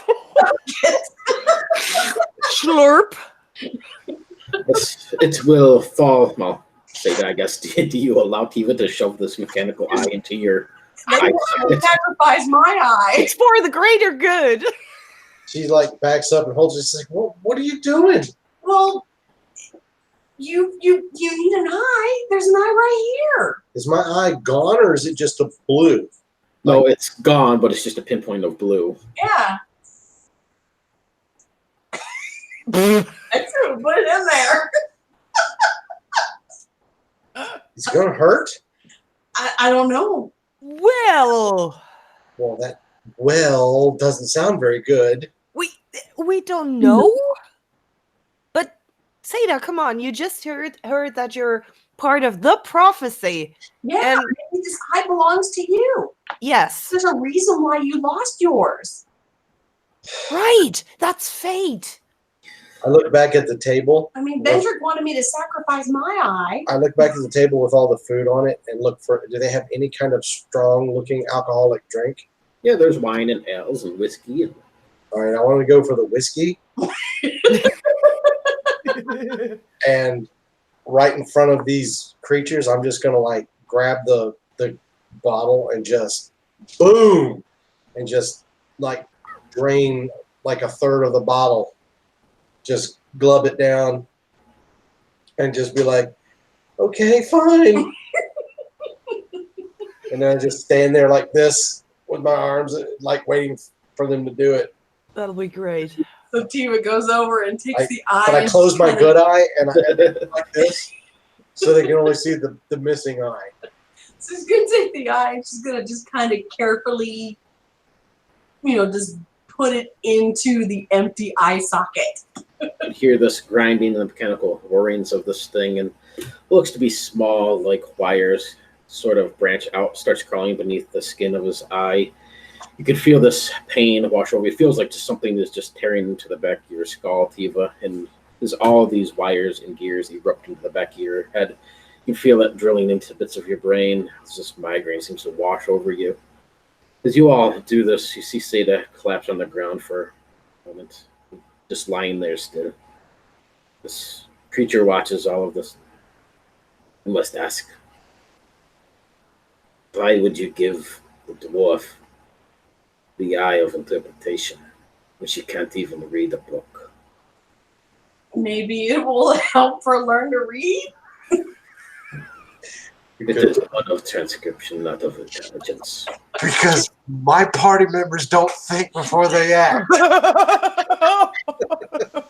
Hey, at least she can write the words perhaps for you. Well, my intelligence is what? Oh, well, 9 is a little bit better. Yeah, you're human normal. Yeah. I am She pretty just much doesn't on. have any common sense. I only have an 8 wisdom. So There you go. I'm not much better. I'm actually not better. Period. Mhm. well, worst case scenario, you can always dig it out. Well, It's gonna be fun. I'm kidding. So what happens to me? You have the eye of interpretation that allows you to read text that is in different languages other than your own. Is it painful? And was it painful? It's not going to do any damage to you, but yeah, it hurt like hell. So I roll around on the ground. I'm like, just screaming, get it out. And then finally, when it stops hurting, I like stand up and I like start looking around, blinking my eyes and stuff. You can see the writings on the walls of this place, which were just hieroglyphics and whatnot. What they were before. Now they look like letters you've actually seen in books, but you have no clue what it says. fuck's sakes. Well, I can read. I can just. Okay, Can you copy down what you see? probably. Yeah, good. Man. Will this help her reading skill at all? Or no? Not really, no, because it's more intelligence based. Takes. Well, shit. I think it just takes whatever I've got and look at and put it in a language that I know. Exactly what it does, yes. But just because I know the language I can doesn't mean I can read it. Okay. So yeah, that was not very good thinking on my point. I hope you can read dwarf. I might be able to. Might be able to. Well, I have no. Well, you should be. Well, I guess not. Anyway. Well, it's up So- to him. Yeah, that's a very good point. So, all right, well, if it, and I'm like blinking my eyes, and I'm like, oh, you know, with my new cyberpunk / steampunk self. And I just sit up and I'm like, well, that wasn't very pleasant. Necrotheptus just chuckles with this grinding, guttural, devilish laugh. Says, for being prophetic dwarves, sisters too, as they call you, for having this boy follow you about, you seem to be stumbling in circles. What were you going to do if you found this visage? What did you intend to do about it? Why did you even follow it to begin with? What importance does it hold to you? We don't know. Then why? I know it's all connected. Yeah, we just know that it's all connected, and but we've not really discovered our purpose yet. We were hoping that you or Set might be able to help us know our purpose because no one else has been able to tell us. My purpose is to just see if we can get it to stop killing the tree. Because even if Set is going to be safe, like Thankfully Butterspoon, who was very nice, by the way, was not safe. And that means that other gods won't be safe, like dwarven gods and halfling gods and elven gods and all kinds of others. And your god might be safe, but the others won't be if it kills the tree. And if it kills the tree, you guys might not be able to use the tree to go to other places if you want to do so. So other than that, I just hit things with an axe. This proxy stands there, and you can see its head turns up sort of towards the ceiling. Doesn't have eyelids or anything, but these pinpoints of light go out for a moment. It stands there in silence for a moment, too. Seems like an awkward sort of length of time before it opens its eyes again and looks back. The visages, they did not do anything to the tree. The being tenebrous, its corruption infected the tree, but the tree is not important. It will grow back, it will heal, as long as it doesn't find Desert's Night. Your fear, your worry about the tree is unfounded. To be fine. No. But the gods most certainly are in danger. And if they die, there's only one left. Then I fear to wonder how the universe will be. Seda raises her hand again. You can see he steps back and takes a seat. This time, his arrogance is a little bit, and he sort of slumps a little bit, like his expectations or his cockiness is gone. What do you wish to say, Dwarf? So the demon creature that killed Thankfully Butterspoon, you're saying that it's going after the Desert's Night? Creature seems to call itself Tenebrous. Teleborus then is going after the Desert Knight. We believe that's why the visages are here. So if we kill him, does that stop everything? You think you can kill a being that is killing gods? You're more foolish than I thought. I think we can help. You're going there, right? I'm going nowhere. The army's going there, right? We simply protect the Desert's Night. That's why we are here. Well, So okay. maybe not get the flower. If you're protecting the desert's night and this thing is going after the desert's night, that means you're going to fight this creature. Is that not a... If the visages come here, we do not. No, we do not believe Tenebris will come here. Well, He doesn't busy himself with mortals, even praxis. He goes straight to the source. If he was to try to kill Set, we have no doubt that he would fail. so He won't take up such things. He'll send his minions to do his dirty work. We protect the flower. His quest is done. Tiva's gonna raise her hand this time. Little one. Well, so the visages, is that the shadowy figures with the white masks? Because I saw one here before you all came out. There was one that I saw that was over by the building.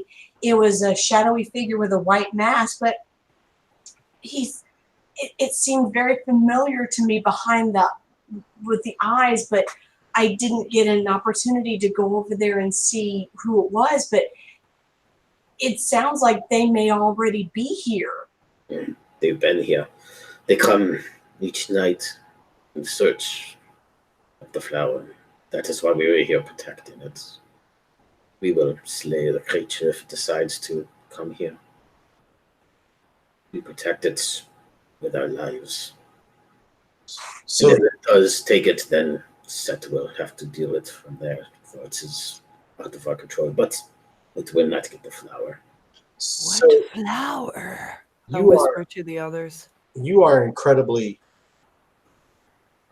clever. More so than I could ever hope to be.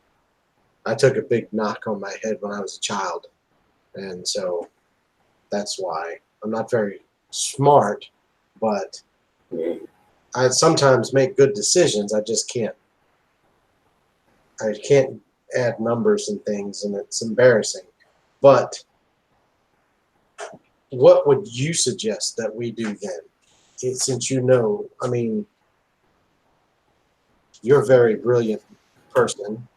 Since I am not a practitioner of the fates, it's not my place to tell you such things. Well, You have to. It doesn't take intelligence. It doesn't take the crunching of numbers or the understanding of grammar to make a decision. Because that comes from within. And you seem like you have a big heart, dwarf. So does your friend. I can't tell you how to live or what path to take. Just that you must decide yourself what is and isn't important. If you feel that what is happening involves you, if you feel that you hold such a place, then I also recommend perhaps you file it. But I can't answer that. That's one for oneself to decide. You were chosen, it seems, by something, someone, some reason. But I don't question the fickle nature of the gods or why they do what they do. I simply serve as I'm asked. And that would be to protect the flower and destroy any visage that enters this camp. So this is an out of character question. That shadowy figure that I saw before with the eyes that I recognized, could I maybe look into, like, think back in my memory and see if I can remember who those eyes were, or can she maybe ask Set if Set would know who it was or why she recognizes the eyes? That's a good question.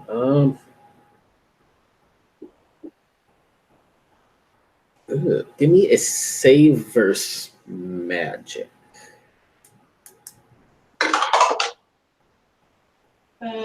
Crap, I failed it. I got a 12 and I got an 11. And no, you get the sense that those those eyes, they weren't that of a friend or somebody that you necessarily knew or family or anything of that sort. But there's recognition there. There's something different about them, something you know you've seen somewhere. But as you think back, it's almost like your memory is suddenly clouded. Can't quite remember what it was or what connection it has. It's there. It's right at the tip of your tongue and right at the edges of your memory, but it doesn't seem to work.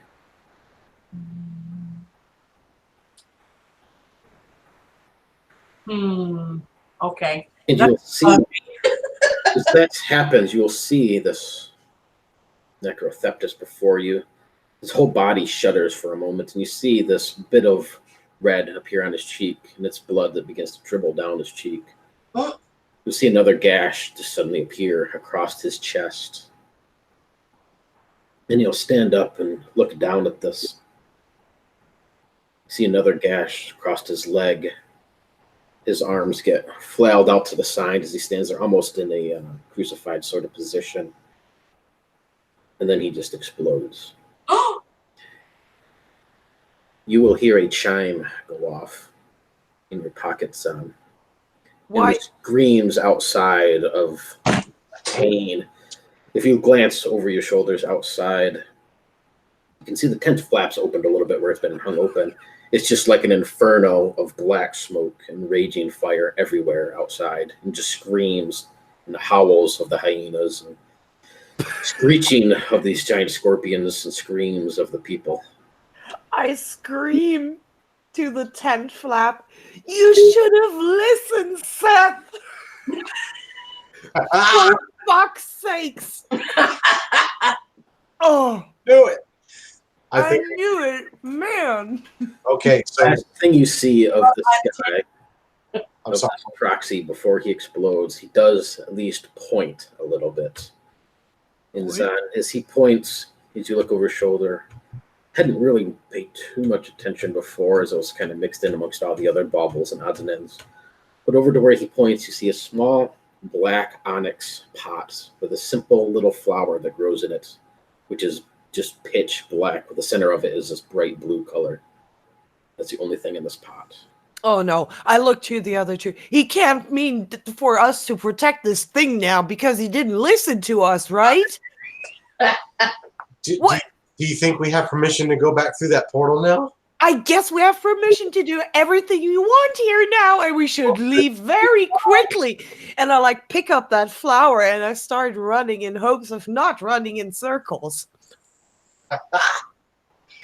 What does Tiva and Seda do? Well, I wanted to run to the portal, and so I grabbed the axe off my back, and I immediately run through the flat, and I'll go, run for the portal! For God's sakes, run for the portal! Guys had to guess you probably traveled for a good half hour or so to get here, so the portal's probably about 2 miles away or so, or take back through the blasted landscape.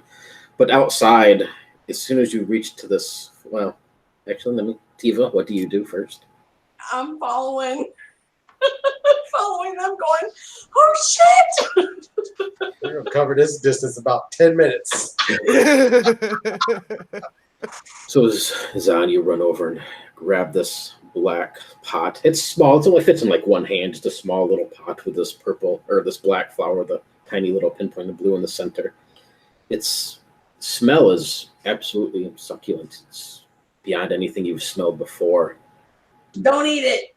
But it does all of a sudden washes over you, just the smell of this thing, and you remember the death of your father.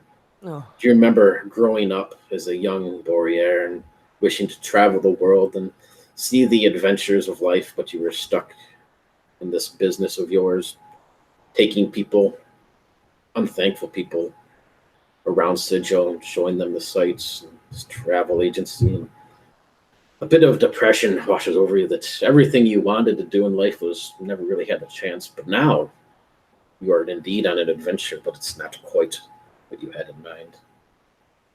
And all these memories just seem to flood over you with the whiff of this flower. And then you dash for the open tent. Tiva, Seda, right on your hooves, per se, as they go to. Outside, you can feel the overwhelming heat. Is an absolute inferno of flame, screams, hissing, the popping, sizzling of flesh.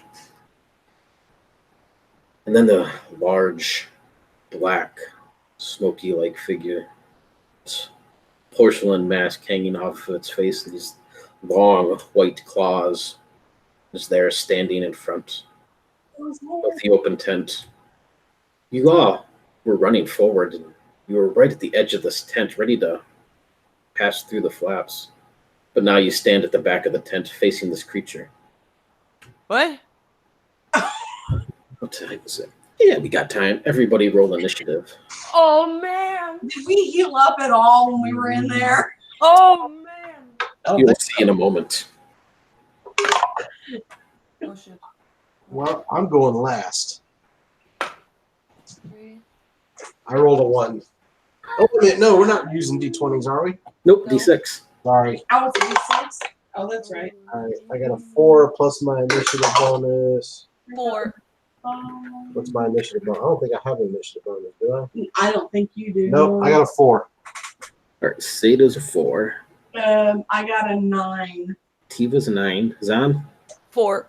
Seda, Zan, and Seda are 4s. Tiva is a 9. Question: Certainly. did anyone ask about the fucking flower? No, you did not. Yeah, Even great. though I dropped And it I over wanted to, over. and then you made him pop. I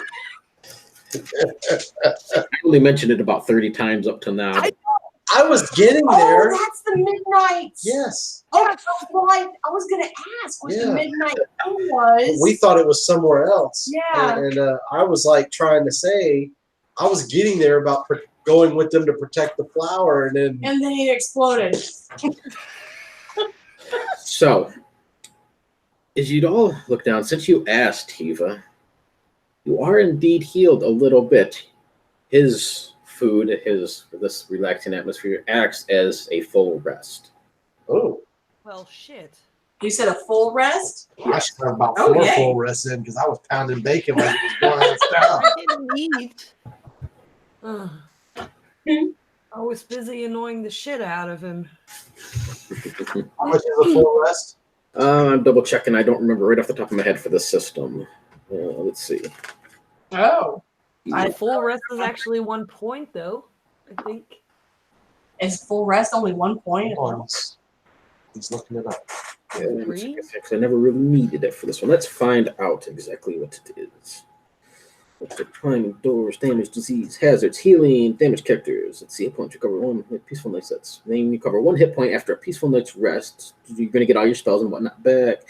Recover an additional 1 to 3, so you guys rested a full day. So you're going to get 1 hit point by default. Let's see who have at least.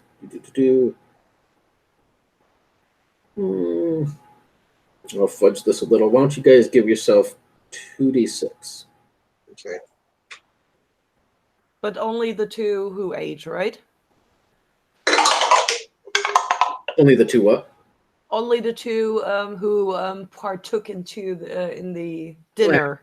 Well, this place is the whole thing actually counts as a full rest, Ooh. so it doesn't matter if you partook or not necessarily. But it doesn't work by AD&D standards, which means this fight would be a little bit messed up otherwise. So yes, go ahead, everybody, heal yourself 2d6, Okay. You're going to have 8 points. and I'm actually going to say add another to try and balance this out. How about 2d6 plus 4 total? 4. Let's be back at 7. Give me 12.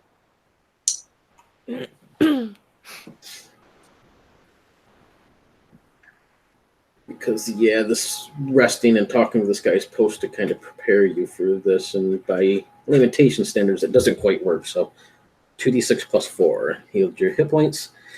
And Tiva, you are up first. You stand at the back of this tent, surrounded by these proxies, baubles, and tables and whatnot. This large chest that it was sitting on is in the center of the room, just overflowing with sand constantly, like a fountain.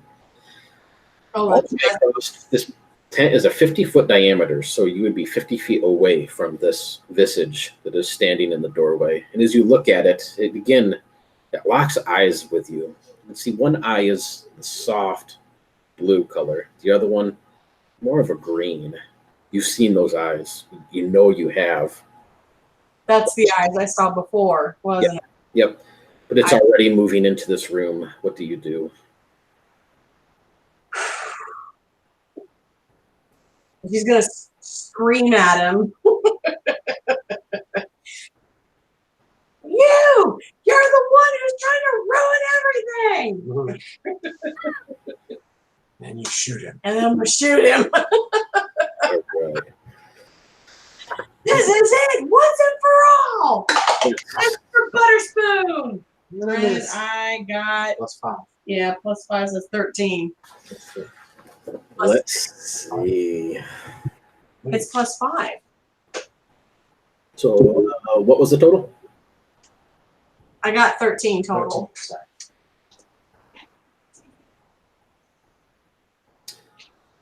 That will be a hit. Oh yay! And see, ranged AP. I know that it should be higher. Really? Go ahead. I got 3. Oh. You got 3. Gotcha. With that, this arrow, it seems to pass through this wispy blackness body of this thing. But you do see some of the smoke or whatever this thing is made of sort of just flay off of it and drift off, much like smoke on a puffing fire. It just drifts away. And it lets out this strange little bit of a grunt sound. So you get the sense that you must have at least heard it a little bit. Mm-hmm. And then all of you feel the ground move. The dog is snorting. Shake a little bit. And then you see these scarabs just burst forth from the ground. They crawl. This is for everybody. They crawl up your legs. You can feel them stinging, biting as they swarm over you. And this creature moves in a few steps, but stops. Zan, you are up. You see these beetles just swarming over your body, burrowing beneath your flesh, biting, stinging at you. Well, why are they doing this? I mean, we're protecting the flower. Is that a memory? You can give me a save versus magic. Do you believe it's a memory? What? Do you believe it's a memory? Yeah, it kind of has to be. I mean, Then give me especially what? Then give me a save versus magic. Yeah, didn't make it. No. Mm-mm. If it's a memory, then it's a very painful one. Yeah. Shit. So you can definitely feel them stinging, biting, burrowing beneath your flesh. I scream at the flower. We're helping you! While I like push it into a pouch or something. It's not too big, right? No, it's quite small, actually. Yeah. So I push it into a pouch and oh man, we will never be able to kill that shit. Would I know something about this kind of creature? Not so much that you've come across before. Every time you have come across these things, though, you know a lot of weird things tend to happen. Be it way back at the inn when it distorted all your senses. As you were, when you first met Joe's character, I don't have his name right here, and then he was seeing visions and Vendrick was wandering off seeing visions. Every time you come across these things, you just see all these weird, everything seems to be out of whack. Yeah. Oh dang. Okay. Well, I try to attack it. I probably don't have an action left, but I would run over, hammer ready and shield in the other hand. Yeah, you can make a move action still, but it's 50. Well, now it's down to 40. I don't know if your speed reaches it or not. movement speed. What's my speed? I'm gonna say I think it's just standard of 30, but I think you had a little bit more for being. Yeah, I'm one encumbrance block less. So where's the speed listed? Oh, there. Yeah, we didn't give me extra movement, I think. It was Only just that I could carry more. okay. Yeah. Probably still standard. So yeah, you won't quite reach it as you rush towards it. Yeah. Okay. Zan. I'm sorry, that's you just went. So you move towards it. So yeah, you'll stop. You can reach about 10 feet away from it before you would be over to Seda. Your turn. What do you do? So Sadie's going to pull her axe off with one hand, her left hand, and her spear in her right. And I'm going to take a step forward, and I'm going to throw my spear at this thing. But, well, let me clarify this first. Can I try to throw my spear and make a called shot with it? Where do you want to try and do the call shot? I want to hit him right in the mask, Okay. which seems to be the only solid part of him. I want to see if I can put the spear hit him right in the porcelain mask with it. Gotcha. Yeah, for this case, yeah, you can do that. I'm not going to do any kind of mechanical aspects or anything. Just roll like normal. Okay. So is there any kind of negative to the hit, or? Nope, just whatever your basic attack is. All right. So my range is a +4. I think yes. So I got with a +4, I got a 17. That will be a hit. Go ahead and do damage. So I'm gonna step forward, hum the mask. It's a spear, so it says it does a D6 for 3 points of damage.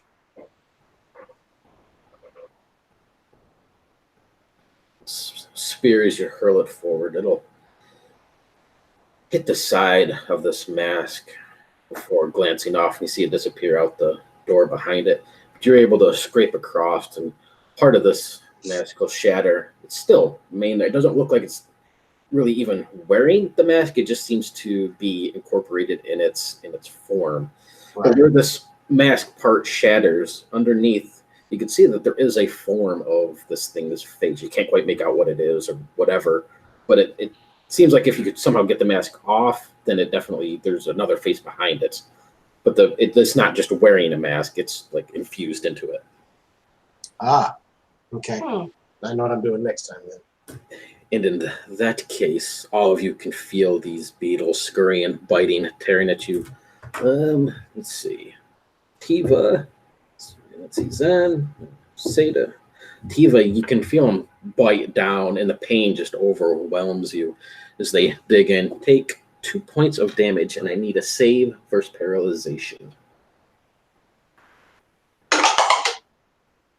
I got. Oh, I made it. I got a 6. All right.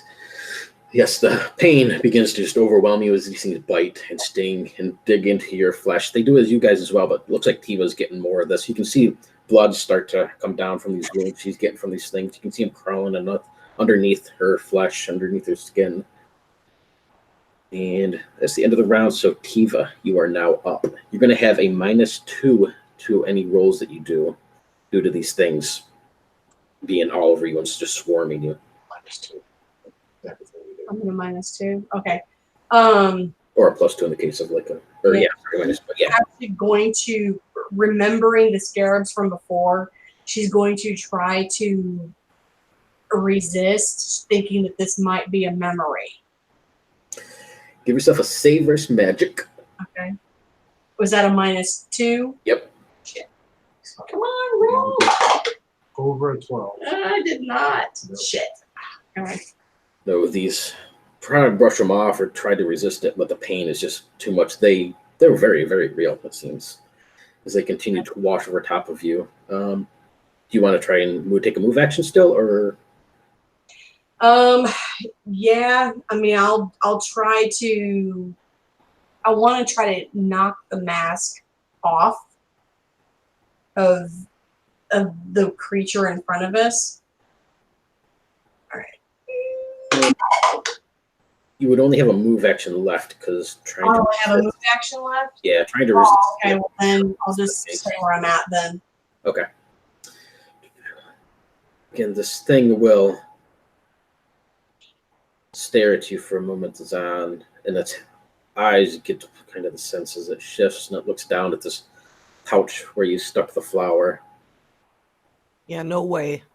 Zan, you look around and remember all of these beetles that are crawling all over you, and try to, resist this memory per se, whatever, and then they're gone. Instead, you stand in an alleyway, looking down where these beetles were. Now you just see the dead body of your father lying there before you. Yeah, this is a And memory. you see his face look up at you, and his hand reaches up. Then it grasps your throat. What do you do? You are up. I know exactly that this can't be true, and having heard about the memory thing, I'm absolutely sure that this is not real. Give me a save versus magic. You can give yourself a +2. Okay. Come on. Oh, please. No, I rolled a 4. Damn. Oh. As your stomach sinks, you know this isn't real. That just seems to be your perception, or this lucidity. It can't be real. But his hand digs into your throat as he pulls you down. All of you can see what looks to be an imprint on Zan's neck, and then his gasping for breath. I will come back to you in a moment, Zan. Seda, what do you do? So Seda is going to immediately. How far away is this thing? 40 feet. How far can I move? 30. Shit. Okay. You see So next to you, Tiva's just trying to get these things off of her in clear pain. I'm Zan's being choked. gonna break into a complete sprint and run right to within 10 feet of it with my two-handed axe. And then when I get there, it's in. I'm going to try and decide if I should throw the axe at it. I don't know if you want to do that. Give me a save versus magic, Seda. Save versus magic. Thank God I'm a dwarf. I did not make it because I rolled a 3. As you rush forward, see this room slowly seems to change, and even you don't see it change, but all of a sudden you find yourself just wading through weeds upon weeds of this what looks to be a lush, thick jungle foliage, vines, large ferns that you're wading through. And you can see this creature ahead of you. You don't see Zan, you don't see Tiva behind you. It's as if you're just in the middle of this massive jungle, foresty sort of place. These vines, everything tearing at you. You're only going to move 15 feet. Okay. It feels like you're just struggling to pull yourself free of these things. So that's going to put this thing still at, let's see, 10, 20 feet. Or no, 25 feet. 25 feet, yeah. You still have your action, though. Do you do anything? Yeah, I'm going to go ahead and just take the axe and just be like, boom, and throw it right at him, and I'm going to try and go for that mask again and see if I can break it off. Being that is not a ranged weapon, give yourself a -2. -2. So, all right. So with my +4, then my -2, I would have ended up with a 14. 14. That is a hit. Go ahead and do damage. I actually got a 10. Nice. Okay.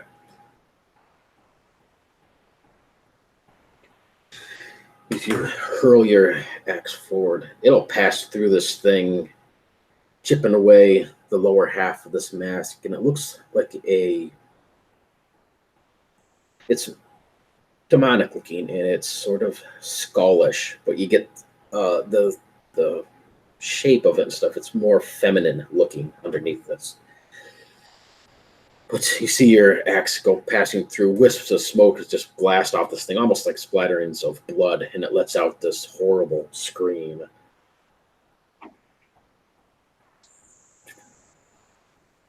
Zan, let's see. Take 1 point of damage, and you're going to be considered grappled at the moment. You know it's not real, but it seems to be just too real to even break yourself free from. As it looks like your father grabs you by the neck and just starts dragging you down. You feel your breath get caught in your throat. You're unable to breathe. And then his other hand comes up and grabs the back of your head, your hair, and just keeps dragging you down. Oh man. And you start to feel like you're getting pulled through the ground itself. Tiva, you're on the ground getting crawled over by these things, but Seda up in front, actually you can't see Zan at the moment, so yes. In that case, Tiva, these beetles, Zan, you don't see the beetles, and Seda, you don't see the beetles on you anymore, but Tiva, you do. Again, they just continue to bite and sting, crawling beneath your flesh. 2 more points of damage, Tiva.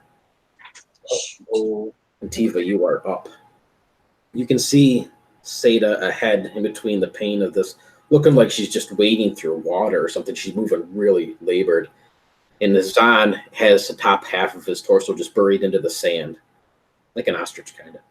Oh, God. And you are up, Tiva. You can see this thing as well, still standing up in front. Okay. So basically, as long as these scarabs are still on me, I'm going to continue to take damage. Yes. All right. So I'm going to try to And the thing's resist. mask, the bottom half of the mask is broken off. And there's Mhm. like a demonic face underneath it, but it's kind of feminine. Oh, okay. So yeah, I'm going to try to will these things off of me because I'm just going to continue to take damage. Ooh, I got an 18. You made it. Yeah, I made it this time. Even with a -2? Yeah. Huh? Yeah, even with the -2. All right. Her magic save is 13. No, it's 12. 12. And with that, these scarabs are gone. Yay! As you're standing in, you can see all of these scratches and bite marks and stings that are on your flesh, and you can still feel the pain of them as if they were there. Mhm. But you're standing in this middle of this tent. Zan ahead of you, his head buried in the sand, and Seda struggling. You see her as she hurls her axe forward and strikes this thing. Okay. You can still have a move action if you want to move. Move. Okay, so I'm going to actually head over towards Zan to try to get Zan's head out of the sand. Because All right. that's going to suffocate him. All right. Let's see. That would be up. Zan. You can feel your father looks like, but he has this demonic, twisted face. His tail is still cut off. His body seems to rot in front of you, almost very undead zombish. Like as he pulls forward, drags you down to him, and you can feel his teeth sink in to your flesh. Take 2 points of damage as he just tears free a chunk. Oh boy. What do you do? Can I try to resist again? Sure. Do I get a bonus? It's seeming way too real at the moment. Shit. Even if you try to will it, you just fight with yourself. To Another 4. I will die. And with this, as you run up on Zan Tiva, you see him reach over and he just takes a bite out of his own shoulder and rips it free Oh, Jesus. before again plunging himself into the sand. Seda, you are up. This thick, heavy jungle all around you. You can hear something. Sounds like this hissing, slithering sort of sound. And you can feel it slide across your feet, around your calf. Look down to see this cobra. 1 second. And the third as they're hissing, their hoods out in front of you. What do you do? So Seda, because of her wisdom, is going to just figure that if she can just get to the creature, she believes that if she pulls the mask off, that it'll either go away or lose its power or something. She's not 100% sure, so she's going to still continue to break into a sprint to try and leap. The object is, now that I'm only 25 feet away, I want to try and run up, leap, and grab the mask and see if I can literally physically pull it off and possibly stab it in the face with the dagger, because that's the only weapon I have left. Okay. Up to you. You can, if you try to run, you can basically dash to reach it this turn, but they'll take both of your actions since this is kind of hindering terrain. Otherwise, you're only going to move the 15 feet. So you can either move 15, still have an action to maybe like throw your dagger, or take your whole action to reach it. Can I try to disbelieve these things like everybody else, or? If you have reason, or Seda has reason to, yes. Well, I would have reason to disbelieve the scarabs. But they're not on you, it's just this jungle and the snakes now. Oh. Then probably not. This isn't a memory, though. You don't ever remember being in a jungle or seeing snakes. Yes. So in that case, I don't know if she would know that this would be something fake or not. Yeah. So I would say I'll probably just continue trying to dash forward. Yeah, because Seda was actually unconscious Yeah. when Tiva was talking to Zan about it. Yeah. About it being a memory. Well, if the scarabs on me, I would have no memory of the scarabs. Yeah. So, Yeah, as you rip through these ferns and this thick grass and vines that seem to be entangling, you can reach almost right up in front of this thing. Then you feel the bite, the stinging of these fangs as they hit you. And it's actually all 3 hit. nice. 8 points of damage, but I need a save versus poison. Instead of doing 3, I'm just going to give you a -3. 8 points of damage. And a save versus poison at -3. Yep. All right. Well, that means I only have to beat a 9. That's my best saving throw because I'm a dwarf. Being a dwarf. And I failed it. How can you fail that as a dwarf? Guess what I rolled? A 20? No, you have to get. Oh no, a 1. No, I rolled a 4, Oh, good. like somebody else keeps doing. Move forward. You can feel those fangs sink into the back of your calf. Another one on your thigh. The other one into your foot as you move forward. You know the snakes are there, but you're motivated to reach this thing. I scream out and Take 8 more points of damage from poison. Ouch. all right, this better work. And to the end of that turn, Tiva, you are up. I am still up. Okay, so we got You see, as Seda beside you, she pulls her dagger free, and she's trying to move forward, sort of in slow motion, as if she's being held back or something. She's able to get up in front of this creature, but all the while doing so, you can see she reaches down with this dagger she holds in her hands and stabs it into her thigh, stabs it into the back of her calf, buries it into her foot, all the while stabbing herself as she's trying to reach this creature. Who? Me? I am. Oh, Seda. You are. Oh. Yes, that's what you see. Oh, okay.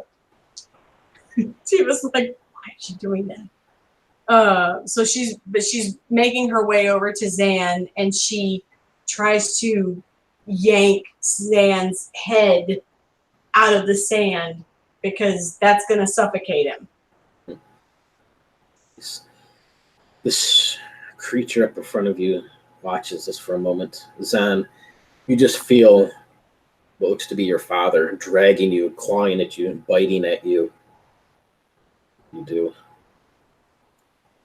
I have to disbelieve again. I have to get out of there. Oh man. Okay, I changed. You see, as you Yeah. get ready to try and once again just try to disbelieve this or whatever. Can Tiva maybe yell will that help at all if Tiva's yelling, Zan, get out of the sand, as she's yanking on Zan? Certainly. Zan, as your father's pointing at you, tearing at you, you see something in the corner of your eye. You sort of shift over. You see another figure run from the alleyway, dagger in hand, leap upon your back, and just start stabbing and hit you, yelling. I made at it. you. I finally made it. Give me a shocker. And none of this can be real. Your father is thousands of miles away. And Sigil, this other figure, you never even, doesn't even look like anybody you know or have seen. And then you feel the small hands of Tiva yanking you free, sand, dirt in your eyes and across you. Seda is up in front of you, stabbing herself.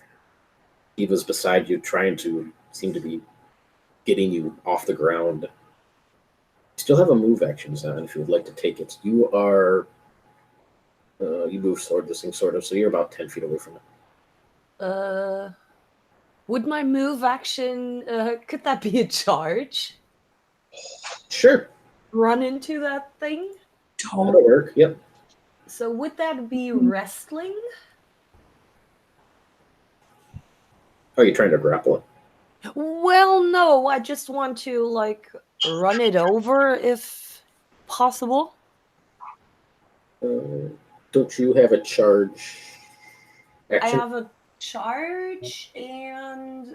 Is like something from your Borear, like the ram attack or whatever? Yeah, exactly. Yeah. Yep, you can do that. That's an 18 already on the die. Yep, that's a hit.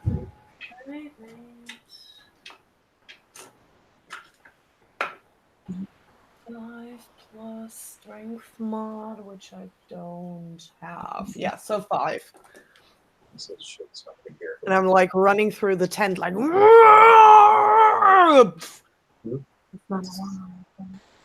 you rush forward, Zan, and you feel yourself slam into this thing. And it's like sort of hitting something somewhat solid but weak, like a loose leaf wall or something, as you smash through this thing. And Seda, you are up.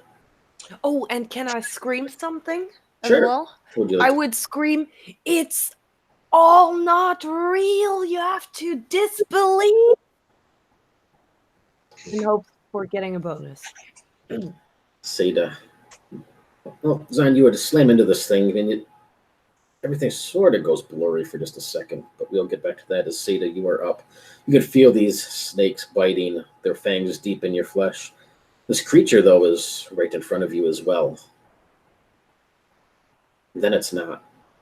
Instead, you see this massive, crumbling stone wall in the middle of this jungle. It seems to circle all the way around you. It's a hut. Yes, you're inside of some sort of overgrown hut, or maybe a greenhouse. You can see the windows above you. This hot, steamy interior. Makes it sound sexy, but it's not. No, this creature is in front of you. It's just a stone wall. You don't see any doorway. These snakes still wrapped around you, constricting you and biting into your flesh. And you hear a screech, a loud, ear-piercing screech. And above you, these very demonic two-headed vultures leap from a tree and start to dive towards you. What do you do? So if the creature's gone and Zan screamed that just as he ran past me into this creature, she'll pull her dagger out and then ball her fists up right in front of her face like this and just like hide her eyes into her fists. And she said, Zan says it's not real. Zan says it's not real. Zan says it's not real. Zan says it's not real. And then I'm going to try and disbelieve it if I can. Give yourself save versus magic. Any negatives or... Since Zan technically isn't there, you might hear a distance, so no bonus or anything, just a straight up. Okay. Come on. Oh All right, get this fucking thing out of here. Put it into the fuck off bag. Yeah. Yes, the fuck up bag. Because that thing has been rolling. I mean, the dice tower has been just making for shit rolls. So I only had a 10 and I got a 3. So now I'm probably dead. Yes. You just feel the slam as these two demonic-looking vulture things slam into you. Doesn't matter. I only have 1 hit point. They both missed. Ah! You can hear their screeches, the flapping of their wings as they brush against you. You can hear them just tear and hit your armor, the chinks of these bony-looking beaks. And even if you uncover your eyes just enough, they're on top of you, or trying to get to you through your armor. You see one's face comes towards your eye, but smacks against this metallic eye that it can't pluck free, if there's any benefit there. Tiva, you are up. Okay, You see Seda on the ground, almost like she's fighting something off of her. This creature above, looming over top of her. The Zan is beside you, covered in dirt and grime, but looks at you almost like he's recognizing that you're there again. but for Seda, I don't see what Seda's fighting, correct? No, but as you look over, you can see Seda on the ground, struggling as if doing something. And then you see her start to sink into the sand, almost like quicksand. And the more she struggles, the faster she begins sinking into this. Okay, sand. so she's gonna run over to Seda and grab her arms and try to pull her out of the sand and yell at her, Seda, it's not real, it's not real, and then smack her in the face. Nice. Don't smack me too hard. Nice. You put me out. So you're helping Seda. Zan, you are up. You see Tiva rush over, trying to help Seda, who's struggling on the ground. You see Seda as well as just... Actually, no, you do not see Seda sinking into the ground. You just see Tiva trying to help her, though. Seda it does seem to be struggling with something that you can't see on top of her. What do you do? And this creature is looming above her. They're, what was it, 10 feet away from you. Did I have the impression that I did actual damage Yes. to that? Okay, good. Oh, I'm sorry. You passed through. You'd be right up on this thing, so yeah. But Yeah. yes, you did, yes. Okay. As you pass through this thing, everything goes blurry for a moment as your Yeah. eyes clear up, and you can see that you're just at the edge of this tent flap. Outside is just a raging inferno. You can see bodies scattered everywhere, people burning, creatures, everything just burning alive. When you look up, you will see this blood red moon that was there, but it literally seems to be dripping, just like melting in the sky. Yeah. I attack it. By the way, I don't know if I mentioned that ever, but the hammer is made of silver. I don't know if that helps in any way. Okay. Just saying. So I would attack again. I try to like make it focus on me, maybe. Okay. Let's say 12 plus 19. Yep, that's a hit. Oh my god. Oh shit. Is that a 1? Yeah, it's a 1. Shit. I nick him. Her. As you do this, it does turn its porcelain masked face. You can see the skeletal, demonic looking face beneath, but it does have a feminine touch to it. A little bit lusher lips and a less chiselly sort of chin. Give me a save for some magic, Zan. Oh boy. 11.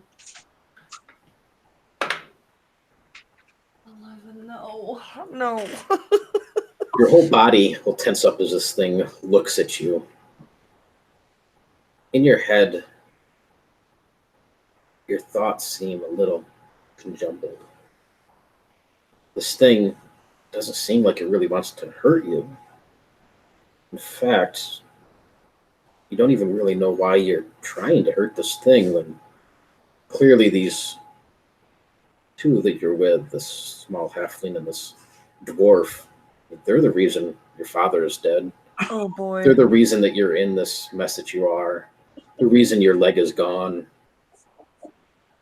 It's them that really you should be taking care of. You're going to have the overwhelming urge to turn your weapon towards them. You see That's them just very a few true. feet away. Seda flash or moving around on the ground trying to get whatever she's doing off of her.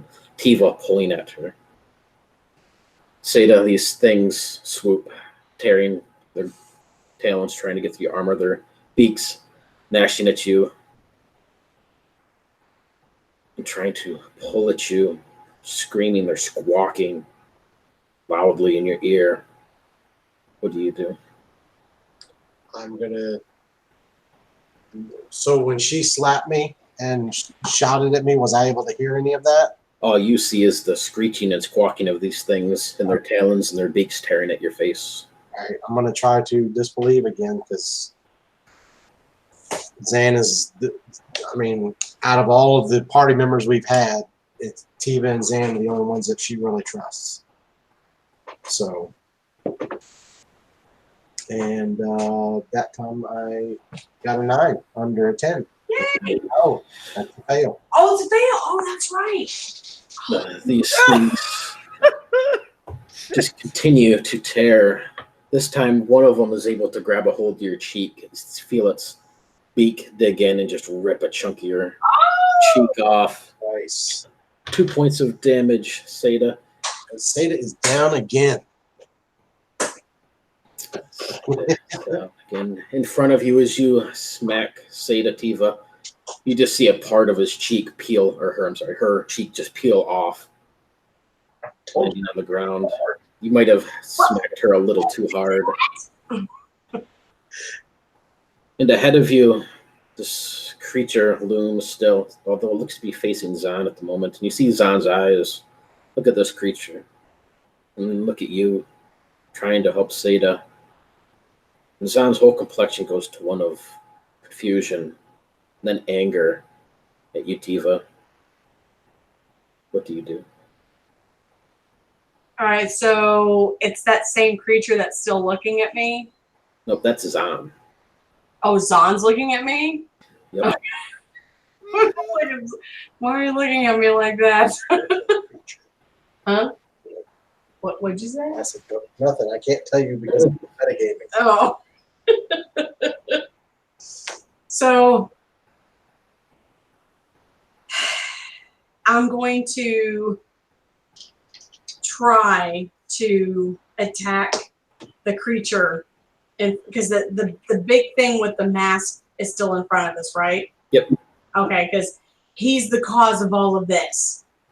And so I can't seem to get Seda, to recognize that this is gone. Yeah, she's gone. You'll see Seda just go limp on the ground. All right. Go for the face. Keep I'm going gonna go for the face.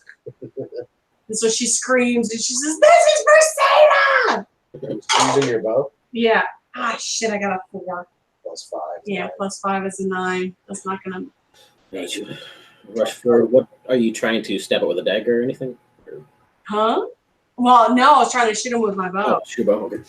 No, you see your arrow fly off, shatter against the side of this tent-like building that you're in as it hits the stone wall. This creature, then again, once more, turns back to you, Tiva. Seda's on the ground at your feet, just blood pouring from her nose, her cheek, her mouth, lifeless on the ground.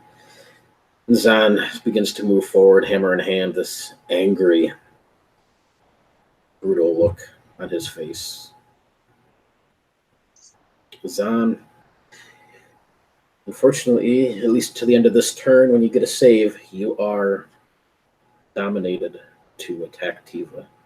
You know what you're doing, but you can't help Okay. what you do. I rolled a 4. Ha! plus 7, that's 11. No, you do not. You'll see Zan trudge forward, and go ahead, Zan. Well, you can describe what you do to Tiva and then make another save versus magic. You. It's all you. As I said before, it's all your fault. and swing, and probably not low enough. So, okay, let's make that safe. It whooshes past her hair. No, I rolled a 6. Oh man. So you'll get another save at the end of your next turn, but until then, once more, you'll be dominated at the next round. Knock me out. Seda, give me a 1d20 roll.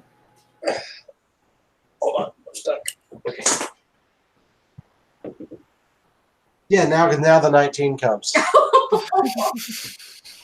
That's probably not a good thing. Oh man, no, that's give me a 1d4 roll, Seda. This is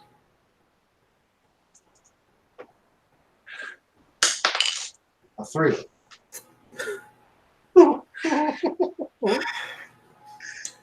the last thing you can remember as you're looking up at this creature that's tearing at your face and digging at it. It seems to squawk, and around you, everything seems to crumble a little bit. You see the rooftop overhead, some of the beams give way, everything begins crashing down around you. And just before you go under, the last thing you remember is this large beam come down, crack you across the skull before you go unconscious. You're going to have -3 intelligence permanently. Wait, what? You got a minus what? Right. Okay, so this is really important now because I had a 7 intelligence, and then for some reason the number 6 was written beside it. That was from a temperament or from a temporary thing that you had earlier. So that would be gone since you had the rest. So it would be 7 minus, so down to whatever that is, 4. 4. Your intelligence is now 4? Yep. Oh. Let's see what that. I will read up on this. I'm just letting you know we're probably going to dig that eye out of you later. I probably can't even vocally tell you not to. Huh? All right. Well, it would have been a little bit better had you rolled a different one. It was either Constitution was above that or Strength was below that. I was hoping it wouldn't get one of those. I mean, you're only stupider than stupid was. Stupid as it does. It would be the end. But you are unconscious, and that would be a permanent thing until somebody gets you up. Tiva, you are up. This glowering, massive, smoky-like porcelain-masked figure looms above you. But it gets bigger and bigger. It seems to be all around you. The walls are nothing but blackness. The ground's blackness. The roof, this building, everything around you is just blackness. All you can see is this floating porcelain mask. The bottom half of it's broken off, and these long, bony white claws out of them. Hundreds of claws all around you, slashing, trying to tear at you. You don't see Sade on the ground. You don't see Zahn. Just claws, blackness, and this mask. What do you do? Well, I'm going to shoot at the mask again. And pray. Pray to Set! Set, please give me guidance! Set is dead. Yes, it'll sort of let out this laughter. Set is dead. Can't save you. Well, apparently he is, because I rolled a 6. So plus 5 is a, what, 11? Hey, As you swing at this thing, thanks, buddy. see, Zahn, you are up. At least till the end of this round, you are dominated to. Okay, let's pray. That's a 3. Perfect. Oh, we're good. You need to adjust your attack a little bit to lower still. You're not used to fighting little people. This Yeah, exactly. Okay, and is now save the versus same. magic. Oh, for fuck's sakes, a 9. Oh, I will kill you all. No, don't do it! Don't do it! Don't kill me! You are up, Slate is down.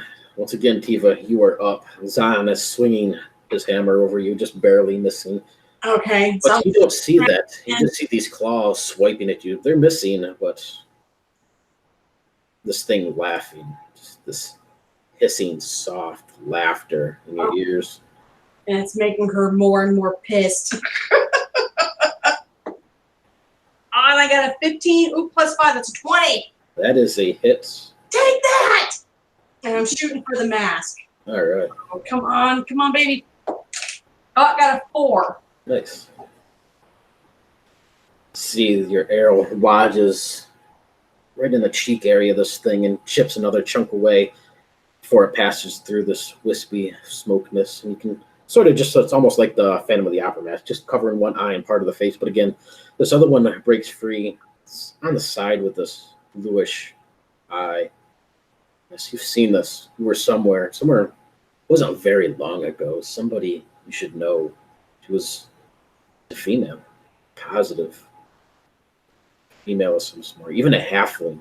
Yes, it's a halfling of female of some sort that you know. You've seen this. Seems like you should get ready. It's Wait, a when you female think halfling? when you think cream, something fat. Just can't quite remember.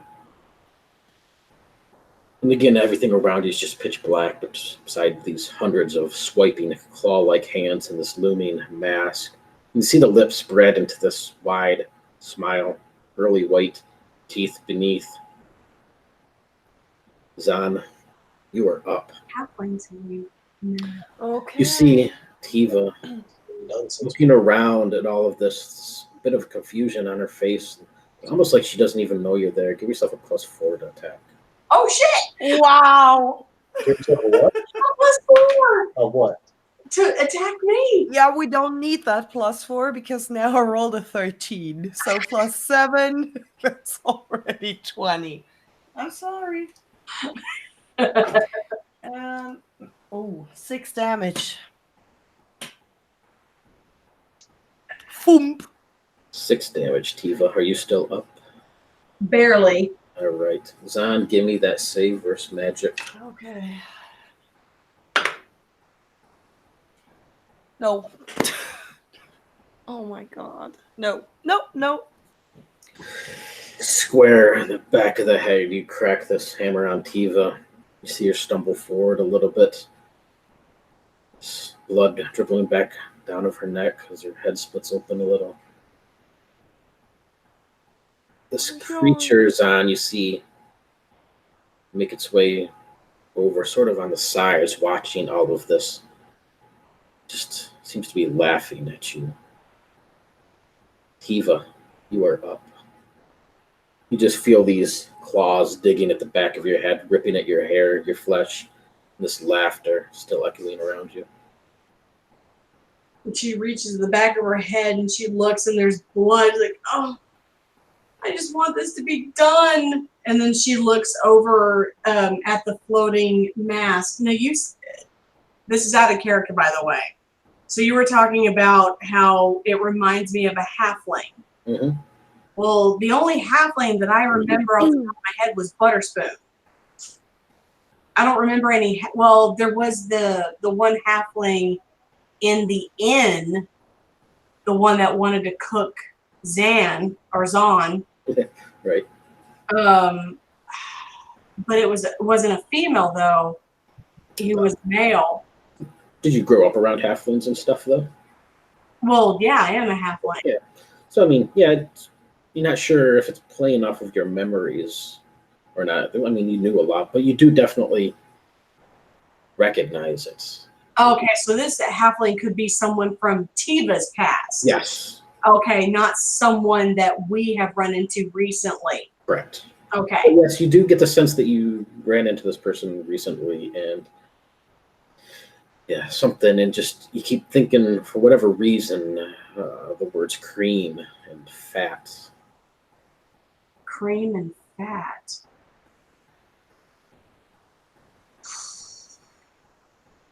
I feel like I should know this, but I don't remember.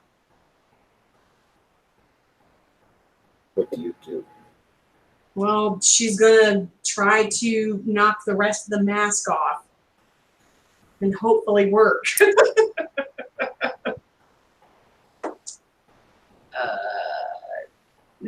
I got a 13. That's a hit. It is a hit? Okay. I got a 4. And your arrow lodges into this thing. It lets out this ear-piercing scream. It goes from very demonic and guttural sounding to a bit softer, one of pain, of sounds to be a woman's scream. All around you will go back to what this tent was. These claws disappear. You still see Zahn beside you, his hammer in hand swinging at your skull. Go ahead and do that first, Zahn. Oh man. Oh, miss. Oh shit. Another 13 plus 7, so 20. Oh boy. And that's 3 damage. Okay, well, she's down. Oh man. This time you smack her mid across the side section ribs. You hear ribs snap and break. This small halfling goes flying under the weight of your hammer. Give me a save versus magic, Zahn. Don't you try passing it this time. Yeah, that was on the corner. Hang on. Yes! A 20! Yeah. I don't believe shit you got to say now. You look down at your bloody maul, Zahn, and Tiva crumpled in the ground beside you, a few feet away. Seda lifeless at your base of your hooves. And this creature, it's about 10 feet away.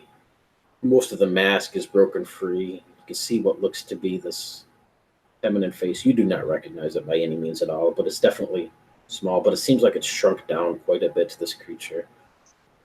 It's almost sort of the form of a small figure.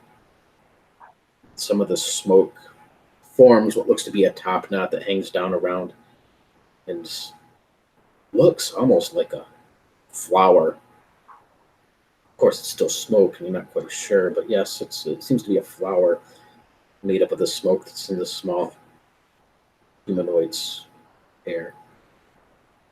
It looks back at you, and it seems to not realize that you've broken free of its dominance yet, but it points at your pack where you put the flower.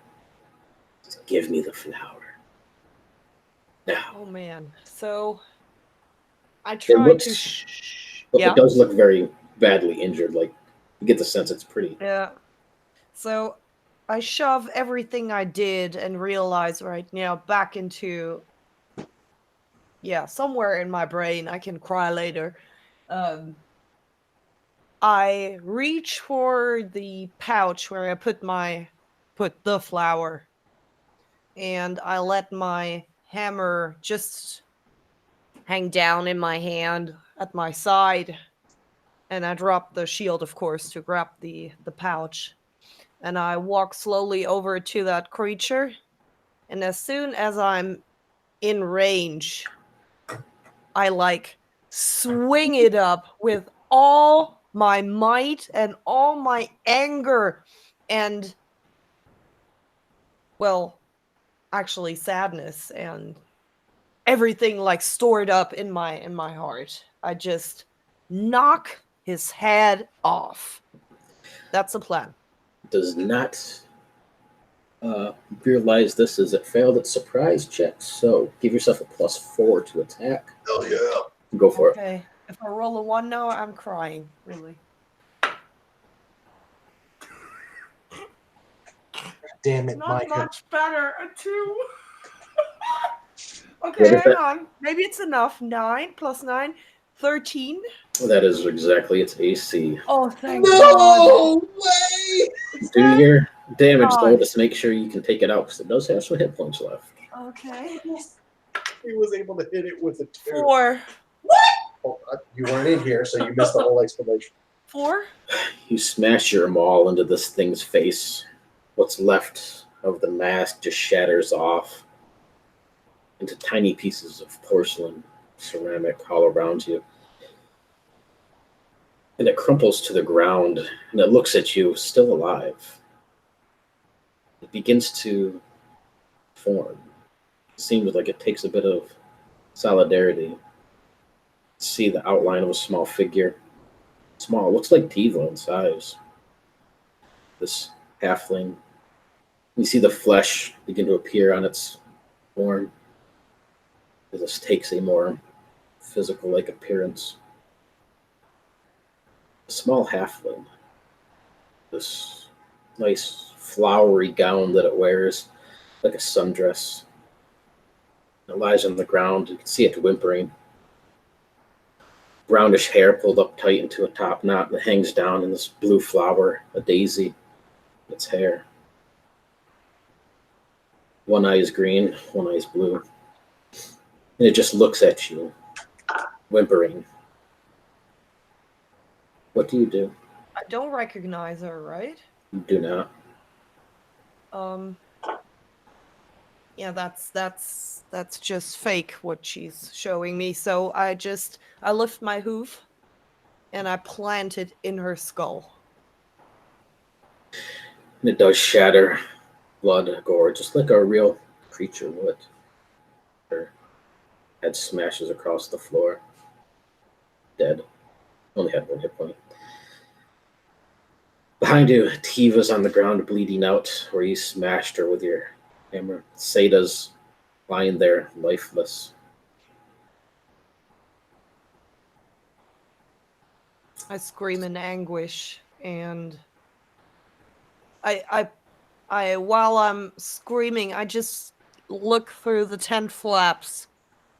Does it look like there is a possible path for us? Outside is pretty much just completely decimated. There's still fires here and there, and what's left of the moon, it just looks like oil paint or blood just dripping down through the sky.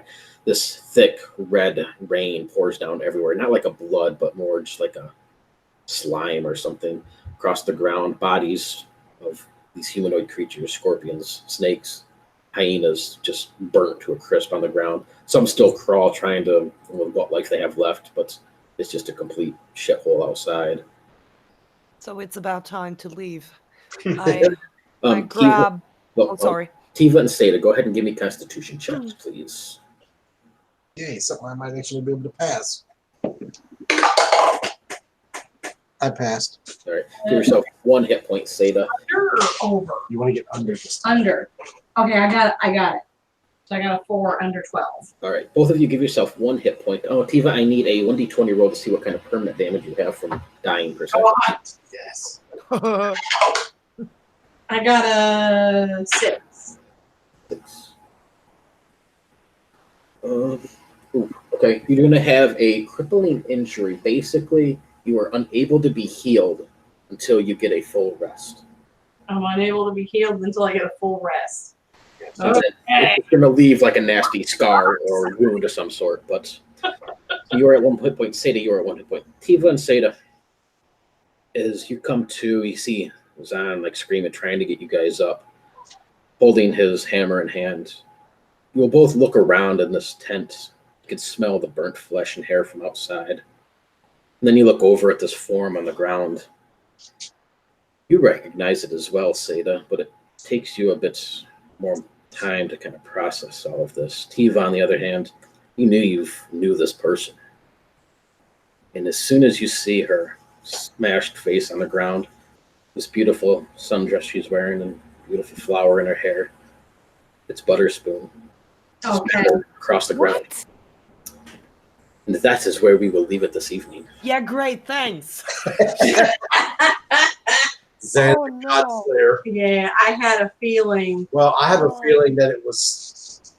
I'm still not so sure she's not faked And it's possible. because a god wouldn't bleed blood. No, but it could be that, I mean, we don't know exactly what happened to these No, gods. no. Maybe these gods have been turned more into evil beings or something. I could used. I could just have seen Zahn being like, "Oh, it's just a little halfling," and then next thing you know, the thing rises up and destroys it. Oh So- man. Having lost 3 more intelligence points, if we use the 1